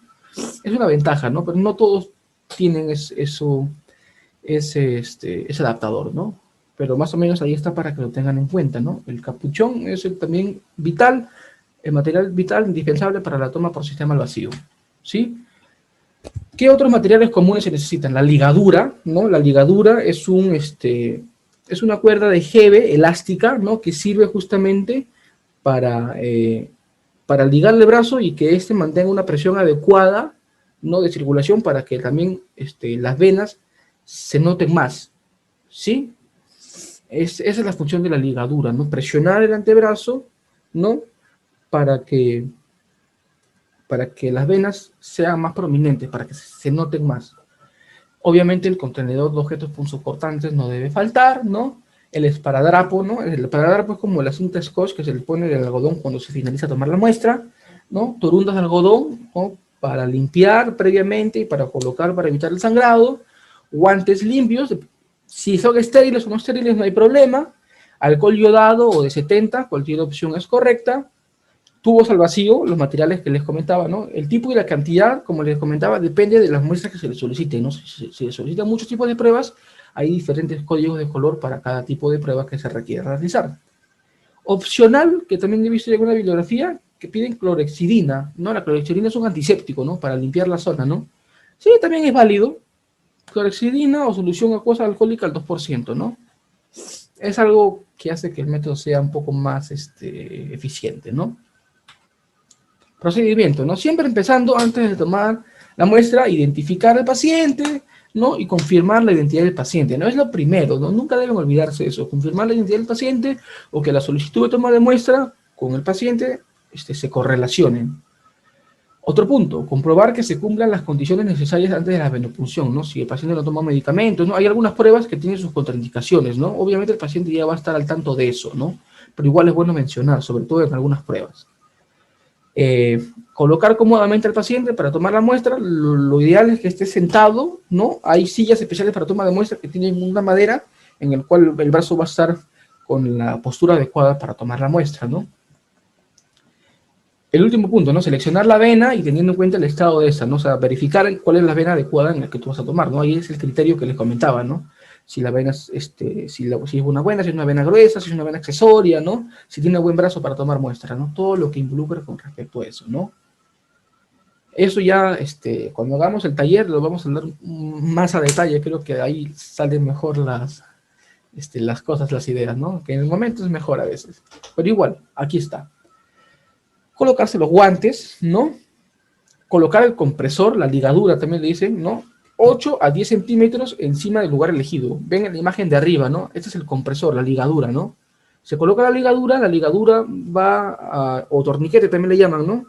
Va a presionar el brazo para que no haya mucho flujo de sangre y también va a marcar las venas de elección para que tome la muestra. Siempre se hace por encima del lugar, obviamente, ¿no? Suficiente para causar un éxtasis venoso, ¿no? Que la sangre se mantenga para que la sangre que vas a recolectar sea la adecuada. Ahora, punto importante, el compresor, la ligadura no debe tener mucho tiempo que esté ligada. O sea, en un minuto tú ya debes tomar la muestra. Si pasa mucho tiempo, puede haber problemas en la circulación del paciente con respecto a la vena, ¿no? Así que hay que tener mucho cuidado con eso, ¿no? Y si pasa el minuto, minuto y medio y sigue con el compresor, lo ideal sería retirarlo y volver a esperar un tiempo determinado para colocárselo de nuevo, ¿no? Que sería 3 minutos, ¿no? Una recomendación que ponen ellos es no aplicar el compresor en presencia de venas palpables o visibles. Eso depende, ¿sí? Depende el brazo con el que estés y depende la pericia, ¿no? Pero en este criterio sugieren no realizarlo en estos casos, ¿sí? Una vez que viste bien el bracito, no siempre se les pide primero el bracito, ¿no? Para ver en cuál es el brazo de elección a tomar de muestra, ¿no? Le quitas la ligadura y lo que vas a hacer después es esto es un paréntesis, ¿no? Y después lo que vas a hacer es rotular la muestra, ¿no? Es importante rotular la muestra con el nombre del paciente, ¿no? En el caso, si es un laboratorio normal, lo rotulas con un plumón indeleble, o en laboratorios más sofisticados ya el paciente viene con sus stickers y con su código de barra, ¿no? Solamente pegas el sticker y ya está su nombre y sus datos completos, ¿no? Veamos este ayudín, esta ayuda, ¿no? A fin de facilitar la prominencia de las venas, o sea, para que las venas se vean, algunos colocan un paño caliente en la zona, ¿no? Bueno, en el momento esto es un poco difícil de hacer, ¿no? Pero si es un paciente difícil, se pueden aplicar esas técnicas que son de mucha utilidad, ¿no? También es importante, ¿no? Masajear la zona opuesta al flujo venoso, ¿no? Eso hace que la vena regurgite, que salga un poco más. Los golpecitos en la zona no es recomendable golpear la vena por el tema de que puedes deslizar los hematíes, ¿no? Al golpear, ¿no? No se recomienda mucho. Obviamente etiquetar o rotular los tubos antes de tomar las muestras, ¿no? Eso sí, de todas maneras, muy importante, ¿no? Una vez que ya rotulaste, armas, ¿no? Tienes tu capuchón, tu adaptador, colocas la aguja, la enroscas, ¿no? Colocas la ligadura, con una manito fijas la vena, ¿no? Con la mano no dominante, o sea, con la que no vas a tomar la muestra, fijas la vena, ¿no? Importante esto, ¿no? Una vez que no fijas la vena y armaste tu aguja con tu capuchón, introduces la aguja con el bisel, o sea, el corte de la aguja metálico con el bisel hacia arriba, ¿no? En el mismo sentido del flujo sanguíneo venoso y en preferencia el ángulo de 20 a 30 grados con relación al cuerpo, ¿no? Ese sería, aunque eso es relativo. Si la vena es muy profunda, el ángulo aumenta, y si la vena es muy superficial, el ángulo disminuye. Así que si es un paciente estándar, 20 a 30 grados es lo convencional que se utiliza para colocar la aguja, ¿ok? Una vez que colocaste la aguja, ¿no? mantenerlo firme, el adaptador con tu mano, con el pulgar y dedo índice, ¿no? Agarrando el brazo, colocas la aguja con tu mano dominante y con la mano no dominante vas a colocar tu pulgar encima, ¿no? Del adaptador y con tu mano sujetando, y con la otra mano que tienes libre vas a coger los tubos que van a estar en tu gradilla y vas a meter los tubos en el adaptador, ¿verdad? Y los tubos, si se ha punzado en vena, los tubos se van a ir llenando. Los tubos se llenan solitos. Como les digo, tú colocas y si has punzado en vena, la sangre va a salir solita hasta que tienen un volumen determinado. Termina de llenar el tubo, lo retiras con cuidado, agarras el siguiente tubo y sigues llenando, ¿no? Hasta los tubos que creas que sean necesarios, ¿verdad? ¿Sí? Tienes que comprobar siempre que la sangre fluya por el tubo. ¿Y eso qué quiere decir? Que el tubo tienes que colocarlo siempre por la parte donde sea más visible, ¿no? Por donde no esté rotulado usualmente, ¿no? Para que puedas ver cómo es el flujo de sangre, ¿no? Siempre, ¿no? A la hora del cambio del tubo, siempre con cuidado, porque a veces es muy común mover al paciente, ¿no? Siempre con el mayor cuidado posible, ¿no? Una vez que termines de recolectar la sangre de todos los tubos, ¿no? Tienes que tener tu algodoncito a la mano, ¿no? Colocar el algodón sobre la zona de punción y suavemente retirar la aguja, ¿sí? A ver, acá no la tengo. Y suavemente retirar la aguja y dejar al paciente con su mano presionando. Vamos a verlo más adelante, a ver. Así es como se coloca la aguja doble al adaptador. Así es como se punza, ¿no? 30 grados, ¿verdad? Con la mano no dominante, tu dedo pulgar sobre el adaptador y sujetando el brazo, ¿verdad? Y con tu mano dominante vas a colocar los tubos en el adaptador para que esto se llene de sangre, ¿no? Ahí vemos un tubo como está llenado de forma correcta, ¿no? Se puede ver incluso la vena acá del paciente, ¿no? Más o menos es así como es el llenado del tubo, ¿no? Vamos a verlo mejor en la práctica, ¿no? En el peor de los casos, ¿no? En el que tú punces y en el primer intento no logres dar con la vía venosa, o sea, no logres sacar sangre, lo que no debes hacer, esto va a venir en el examen, cualquiera de estas cosas, es evitar mover la aguja bruscamente, ¿no? Los movimientos bruscos implican un daño en el tejido y en el peor de los casos, si tú mueves de manera brusca, puedes causar un hematoma en el brazo del paciente, ¿no? Y eso es lo que menos se quiere. El paciente se puede incomodar e inclusive ya, quizá ya no quiera que se tome la muestra, ¿no? Y eso es perjudicial, pues, porque no vas a tomarle la muestra, ¿no? Si tienes pericia en este caso, o sea, tienes la experiencia adecuada, la maña, hay que avanzar y retroceder la aguja con cuidado, porque a veces solemos meterla muy al fondo y pasa la vena, ¿no? Hay que a veces manipularla con cuidado y para que la sangre salga con la normalidad, ¿no? En el caso que puede pasar también que el tubo pierda vacío, hay que cambiar por otro tubo, ¿no? Porque este también puede haber perdido el vacío. En el caso que ya después de eso ya no logres sacar sangre, retira la aguja, al paciente lo colocas su algodón, ¿no? Y lo ideal es volver a pedirle si se le puede pinchar el otro brazo, ¿no? Siempre no hablando, ¿no? De que no has podido por un tal tema, ¿no? Si el paciente en este caso no quiere o se incomoda, lo ideal es llamar a otra persona experimentada para que se haga cargo de la toma de muestras, ¿no? Que no significa que se sienta mal, simplemente no hay la pericia adecuada y otra persona puede ayudar a tomar la muestra al paciente, ¿no? Justamente por eso en estos casos siempre debe haber una persona con experiencia, ¿no? Para hacerse cargo de esos casitos, ¿sí? Como les digo, ¿no?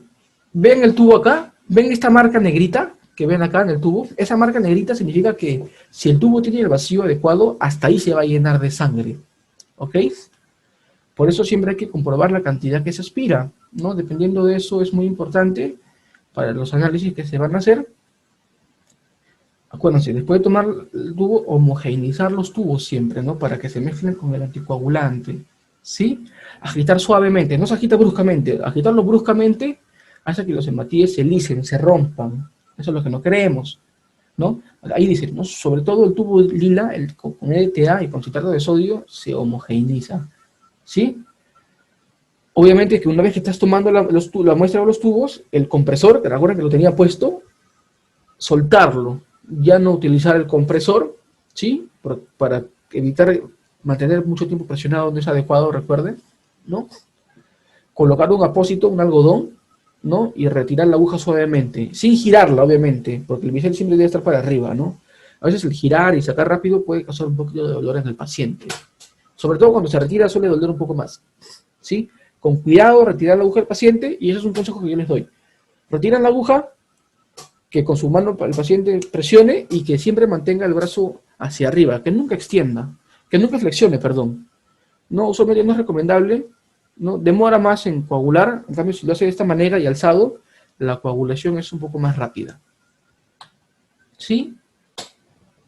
No, como dice ahí, ¿no? Una vez retirada la aguja, hacer o solicitar al paciente, ¿no?, que realice una moderada presión sobre el algodón o el apósito que se le coloca, ¿no? Nunca que su brazo esté doblado, como les comentaba, ¿no? Bueno, 5 minutos, 10 minutos es un poco exagerado. Yo creo que con un par de minutos, así, ya es suficiente para que cicatrice, para que coagule. Una vez que veo que coaguló, ¿no?, le cambias el algodón y le colocas el esparadrapo, ¿no? Eso significa que ya terminaste de realizar la toma de muestra. Obviamente los materiales que has utilizado, botarlos en los contenedores adecuados, ¿no? Las agujas siempre se descartan, ¿no?, en los contenedores de plástico, y el algodón, los otros materiales se descartan en las bolsas rojas, ¿no? Para eliminar la aguja, ¿no?, del capuchón, no se toca directamente. La caja de toma de muestra tiene un mecanismo adecuado para retirar la aguja de la mejor manera. Eso lo vamos a aplicar en la práctica, porque se hace más fácil explicarlo así. ¿Qué no hacer? No reencapuchar las agujas. Eso es lo peor que pueden hacer, porque el reencapuchar agujas es muy probable que te hinques. ¿Y qué pasa si el paciente tiene una enfermedad infecto-contagiosa? Es muy probable que tú también te pueda dar, sobre todo con hepatitis B y el virus del SIDA, el VIH, que son los más frecuentes de accidentes punzocortantes, ¿no? Así que reencapuchar las agujas, nada que ver, ¿sí? Comprobar el estado del paciente, ¿no? El paciente debe sentirse bien después de tomarse la muestra, que no esté nervioso, que esté tranquilo, ¿no?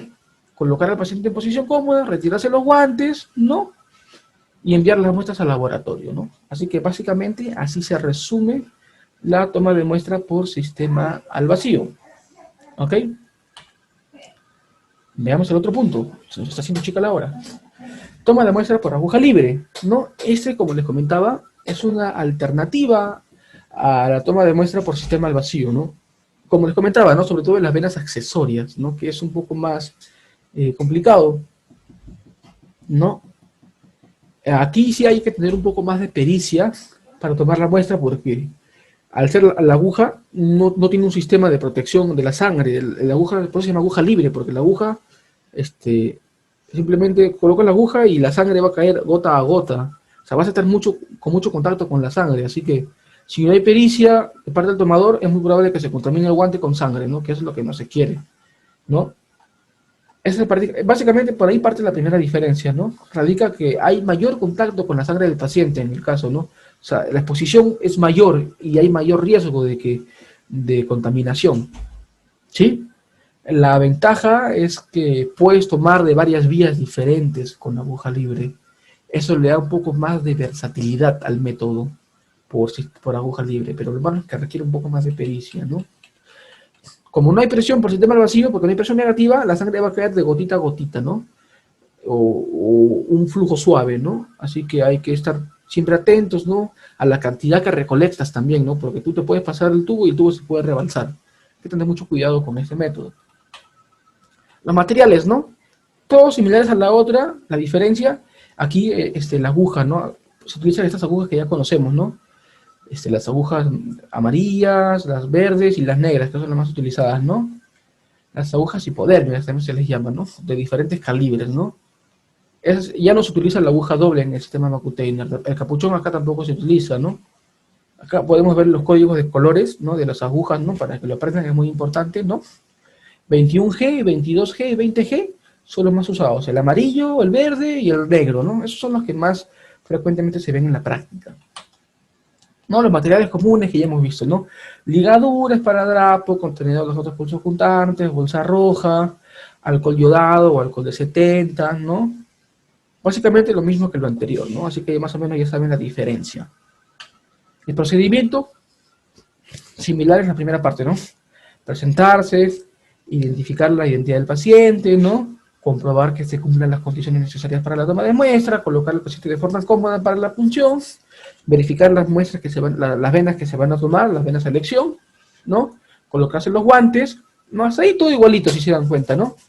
colocar el compresor de la misma forma, ¿no? Que no esté mucho tiempo. Ahora sí viene lo diferente.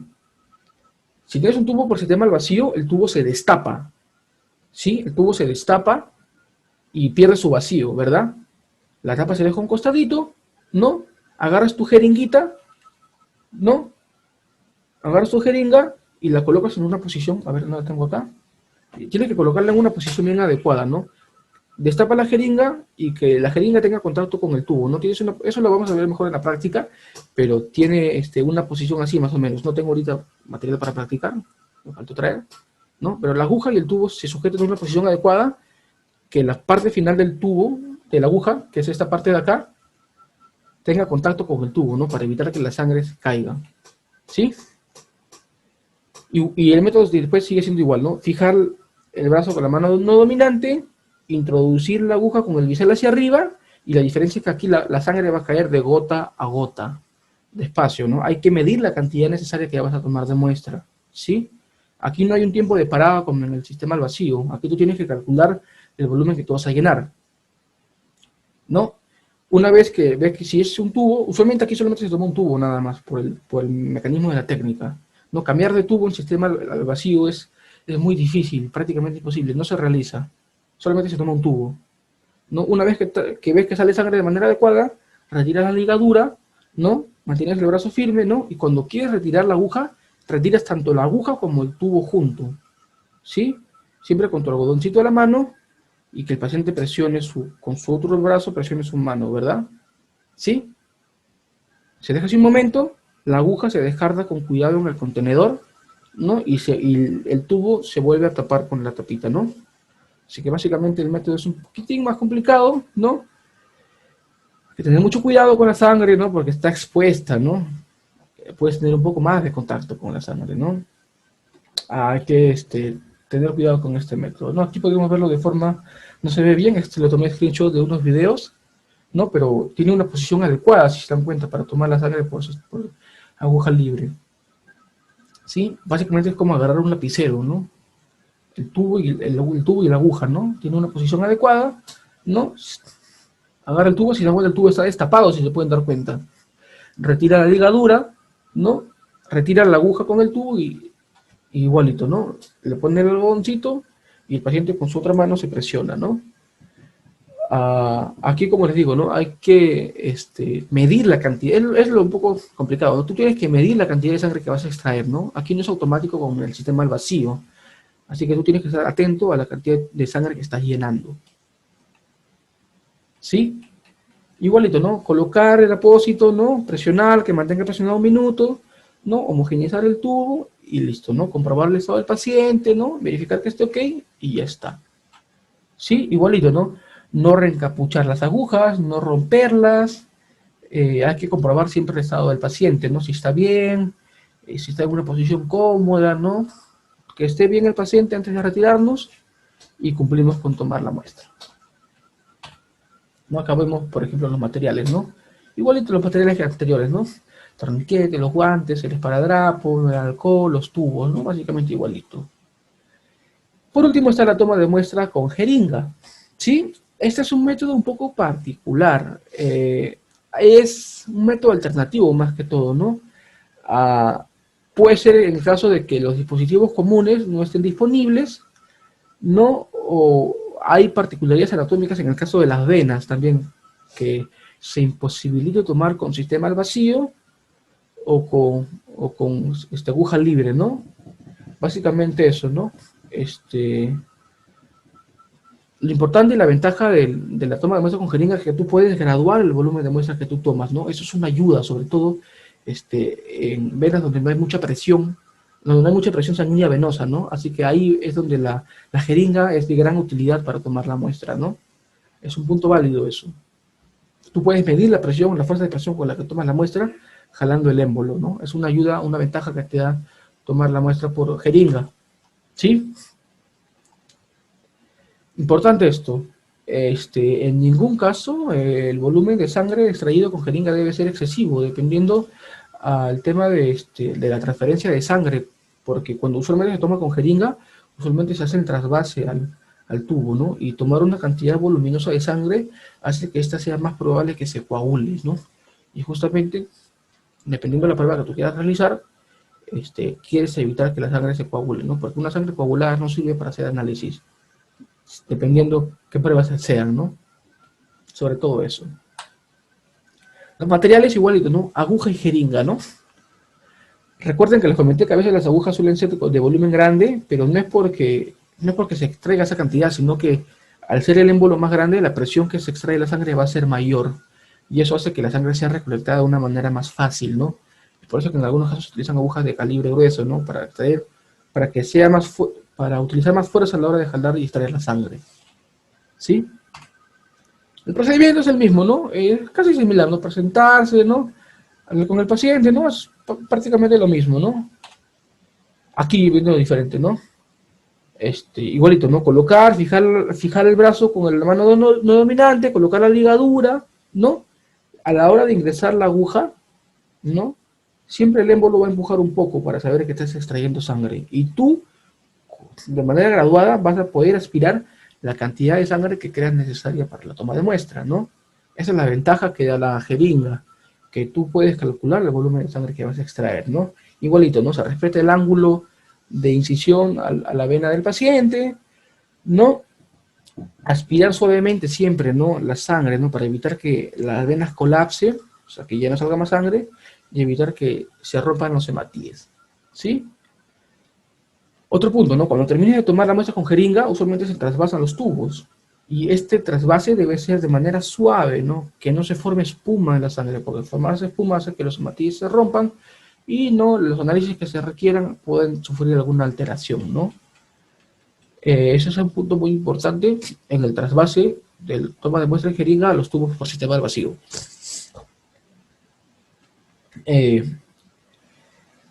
Eliminar también el material contaminado. Obviamente lo que no se debe hacer es, como se ve en la imagen, ¿no? Sacarla de la manera adecuada, ¿no? Hay contenedores adecuados, como les comentaba, ¿no? Para retirar la aguja sin que tú tengas contacto con tus manos. Igual, no reencapuchar las agujas. Eso nunca se hace, nunca se olviden de eso. Todo se bota y el contacto con la aguja debe ser mínimo. Igual, ¿no? Comprobar el estado del paciente, ¿no? Colocar al paciente en posición cómoda. Igual, no terminas, te retiras los guantes, ¿no? Y envías las muestras al laboratorio lo más rápido posible. ¿Sí? Básicamente el método se parecen mucho, ¿no? Pero tienen sus ventajas y desventajas por ahí.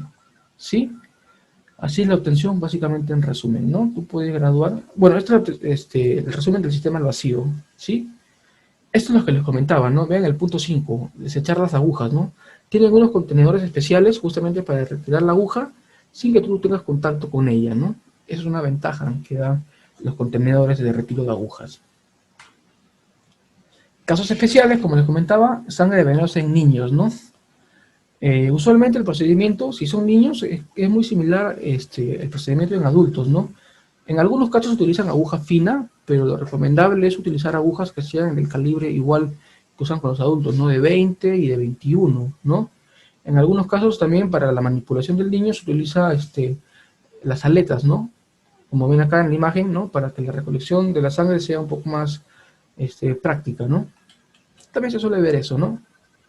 Otro caso, ¿no? es extracción de sangre en catéter, ¿no? Sobre todo en pacientes hospitalizados, ¿no? Que de una u otra manera requieren que la sangre que se les extraiga sea lo más adecuado posible, ¿no? En pacientes con casos con cirugía también pueden ser que estén con catéter y sea una vía para la extracción de sangre.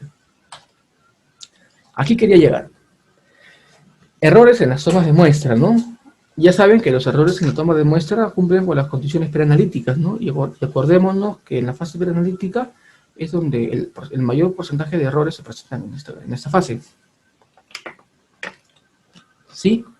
Acuérdense también, cada paso de la toma de muestra está sujeta a errores. Mientras más errores haya, es muy probable que el resultado sea peor. ¿Sí? Todo involucra acá, ¿no? El conocimiento de la anatomía de las venas, la pericia del tomador de muestra, ¿no? La colaboración del paciente también es algo importante para que todo el procedimiento sea realizado de manera adecuada. El calibre de la aguja puede ser un error también, ¿no? A veces calibres muy finos de aguja, ¿no? O sea, 23, 24 no se recomienda porque como son calibres muy finos, es muy probable que la sangre se hemolice. Así que no es recomendable. Calibres muy gruesos, ¿no? Si la vena es delgada y tú metes un aguja con calibre grueso, es muy fácil que deteriores a la vena y se haga un hematoma en la zona, ¿no? Y dolor con el paciente y todo lo que conlleva, ¿verdad? Así que es por eso que el término medio siempre es 21 y 22. 20, 21 y 22 son los más recomendables para tomar la muestra de sangre venosa. ¿Sí? La aplicación del torniquete, como lo dijimos, ¿no? Tener mucho tiempo el torniquete, obviamente que te ayuda, pues, ¿no? A visualizar mejor las venas, pero tenerlo mucho tiempo, en algunos casos puede, causar molestias en el paciente, ¿no? Con el tema de la circulación, y en el peor de los casos puede alterar algunos parámetros, como pueden ver ahí, ¿no? Albúmina, hemoglobina, electrolitos, sobre todo, ¿no? Puede estar influenciados en la presión que ejerce el torniquete, ¿no? Y la duración que éste se encuentre atado en el brazo del paciente, ¿no? Por eso, es justamente por eso que en pacientes que tienen venas gruesas no se recomienda, ¿no? Eso dependiendo, en este caso, lo que dice la literatura. El alcohol, como les comentaba, igual que en la sangre capilar, ¿no? Echar mucho alcohol en la zona, ¿sí? Agregar mucho alcohol en la zona de punción, ¿no? Eh, Hay riesgo de que la sangre se hemolice también. Y hay pruebas, sobre todo en sangre venosa, hay pruebas que son sensibles a la hemólisis. Por ejemplo, la prueba de LDH, lactato deshidrogenasa, es una prueba muy sensible a la hemólisis. Los valores se alteran considerablemente, porque los hematíes tienen LDH, y si hay hemólisis, significa que el LDH y los hematíes se libera al torrente sanguíneo, y va a estar en el plasma, entonces van a haber valores anormales, ¿no? Y así hay otros ejemplos también, ¿sí? Así que, básicamente, ¿no? Evitar, ¿no? Limpiar mucho la zona o con abundante alcohol, evitar los excesos, ¿sí? Aquí podemos ver, por ejemplo, el calibre de las agujas, esto debía estar antes, ¿no? Como les decía, ¿no? Mientras menor sea el número, el calibre va a ser mayor. Y mientras mayor sea el número, el calibre va a ser menor. Ténganlo muy en cuenta, ¿sí? ¿Qué riesgos pueden haber a la hora de tomar muestra? Primero, infección suele verse cuando la toma es muy agresiva, no suele verse tanto. Sangrado excesivo por punto de punción, también hay pacientes a veces que son anticoagulados, que sangran y sangran y sangran, por más que tú le pongas el algodón, el apósito, para que desfrene su sangrado. Puede ser que se presenten esos casos, ¿no? Pero lo más frecuente es la formación de hematomas, los moretones, ¿no? Que a veces por una toma de muestra brusca, a veces suele pasar eso. Suele pasar eso, ¿no? Y ya no se vuelve a tomar muestra en ese brazo, ¿no? Hay que cambiar de brazo y esperar a que el hematoma desaparezca, ¿no? Que eso puede ser días. Dolor es normal que haya, ¿no? Colapso venoso, que es lo que no debe pasar, ¿no? Que justamente va acompañada con la formación del hematoma, ¿no? Y ya impide volver a tomar muestra en ese brazo por un buen tiempo, ¿no? Evitar eso también. Reacciones vasovagales, se refiere a desmayos o síncopes, que no suele pasar mucho, pero igual hay que estar atento a esos riesgos. Ansiedad en el paciente, ¿no? Es parte del paciente, a veces viene un poco nervioso y tiene un poco de miedo a las agujas, ¿no? Eso va, va ligado muchas veces a la reacción vasovagal que puede tener de la ansiedad extrema, se puede desmayar, o muchos nervios pueden jugarle en contra a veces, ¿no? Sobre todo esos son los riesgos mayormente que pueden haber, ¿no? Recomendaciones que se toman aquí es no pinchar las fístulas. ¿Qué son fístulas? Fístulas son formaciones anormales de las venas que se forman en las zonas de mucha punción, ¿no? Y suele verse de esta forma como en la imagen derecha, ¿no? Que hay una anormalidad en las venas, ¿no? Evitar tomar justamente en esas zonas, eso pasa sobre todo en pacientes que han estado en cuidados intensivos, ¿no? Que han estado mucho tiempo con agujas en sus brazos, o en pacientes dializados incluso, que siempre hacen su diálisis por su insuficiencia renal, ¿no? Evitar siempre tomar de esos brazos, ¿no? Que no es lo adecuado, ¿no? Igual, ¿no? En pacientes quemados, como vemos en la imagen de abajo, tampoco es ideal tomar en esos brazos. Hay que buscar otras vías de toma de muestra. Otro punto importante, ¿no? Cuando vean a una paciente que ha sufrido una mastectomía, ¿no? Que le han retirado la mama, ya sea por cáncer de mama, que es lo más recurrente, Usualmente a las personas con cáncer de mama y mastectomía no se les suelen tomar sangre, muestra sanguínea de la zona donde le han quitado la mama. O sea, si le han quitado la mama derecha, no se le puede tomar sangre de ese brazo. ¿Qué pasa? Que una mala toma de muestra puede causar linfedema, que es una inflamación en toda esa zona del brazo y pone en riesgo un poco la salud del paciente. Así que en esos casos no suele tomarse la muestra venosa en esa zona, ¿no? Siempre es en la zona donde está normal, ¿no? Así que hay que tener muy en cuenta eso, ¿no? En esos pacientes con mastectomía. ¿Sí? Eso también es otro punto importante, ¿no? Evitar los miembros con dispositivos de terapia intravenosa, ¿no? Cuando lo colocan con suero y todas esas cosas, ¿no? Cuando están con muchos medicamentos, ¿no? Evitar también esos brazos, ¿no? Con los pacientes que tienen problemas de coagulación o algún tipo de coagulopatías, usualmente son pacientes que ya saben y lo indican, hay que tener cuidado también a la hora de toma de muestra, ¿no? Porque si tienen coagulopatías puede ser que sangre mucho o que su muestra se coagule muy rápido, ¿no? Puede pasar cualquiera de las dos cosas. Básicamente eso, ¿no? Evitar justamente, como lo decía, ¿no? Las zonas con lesiones en la piel, ¿no? También evitar no utilizar compresor ni tubo de salvación en neonatos, ¿no? Usualmente ellos se les toma con aguja libre, ¿no? Es un método especial para ellos, ¿sí? Otro punto, evitar la toma de muestra de electrolitos, glicemia y tipo de coagulación en zonas de catéter, ¿no? Ahí se realizan otro tipo de pruebas, ¿no? El catéter es una zona que ingresan vías de medicamentos y otro tipo de sustancias en el cual pueden alterar esos resultados, así que tampoco suelen tomarse las muestras para ese tipo de pruebas. Bueno, en el caso, cuando se solicita una muestra de sangre para una prueba de alcohol, tampoco debe limpiarse con alcohol, pues obviamente se entiende que el alcohol puede ser un interferente para que la prueba tenga un resultado falso positivo en este caso, ¿no? Que incremente más de los valores normales que puede presentar. ¿Sí? Chicos, aquí cuento con una bibliografía extendida, sobre todo con el tema con respecto a los métodos de toma de muestra. La información es muy detallada, pueden complementar mucho con lo que yo les he dicho y con lo que están las diapositivas. ¿Sí? Así que chicos, eso sería todo por la clase del día de hoy.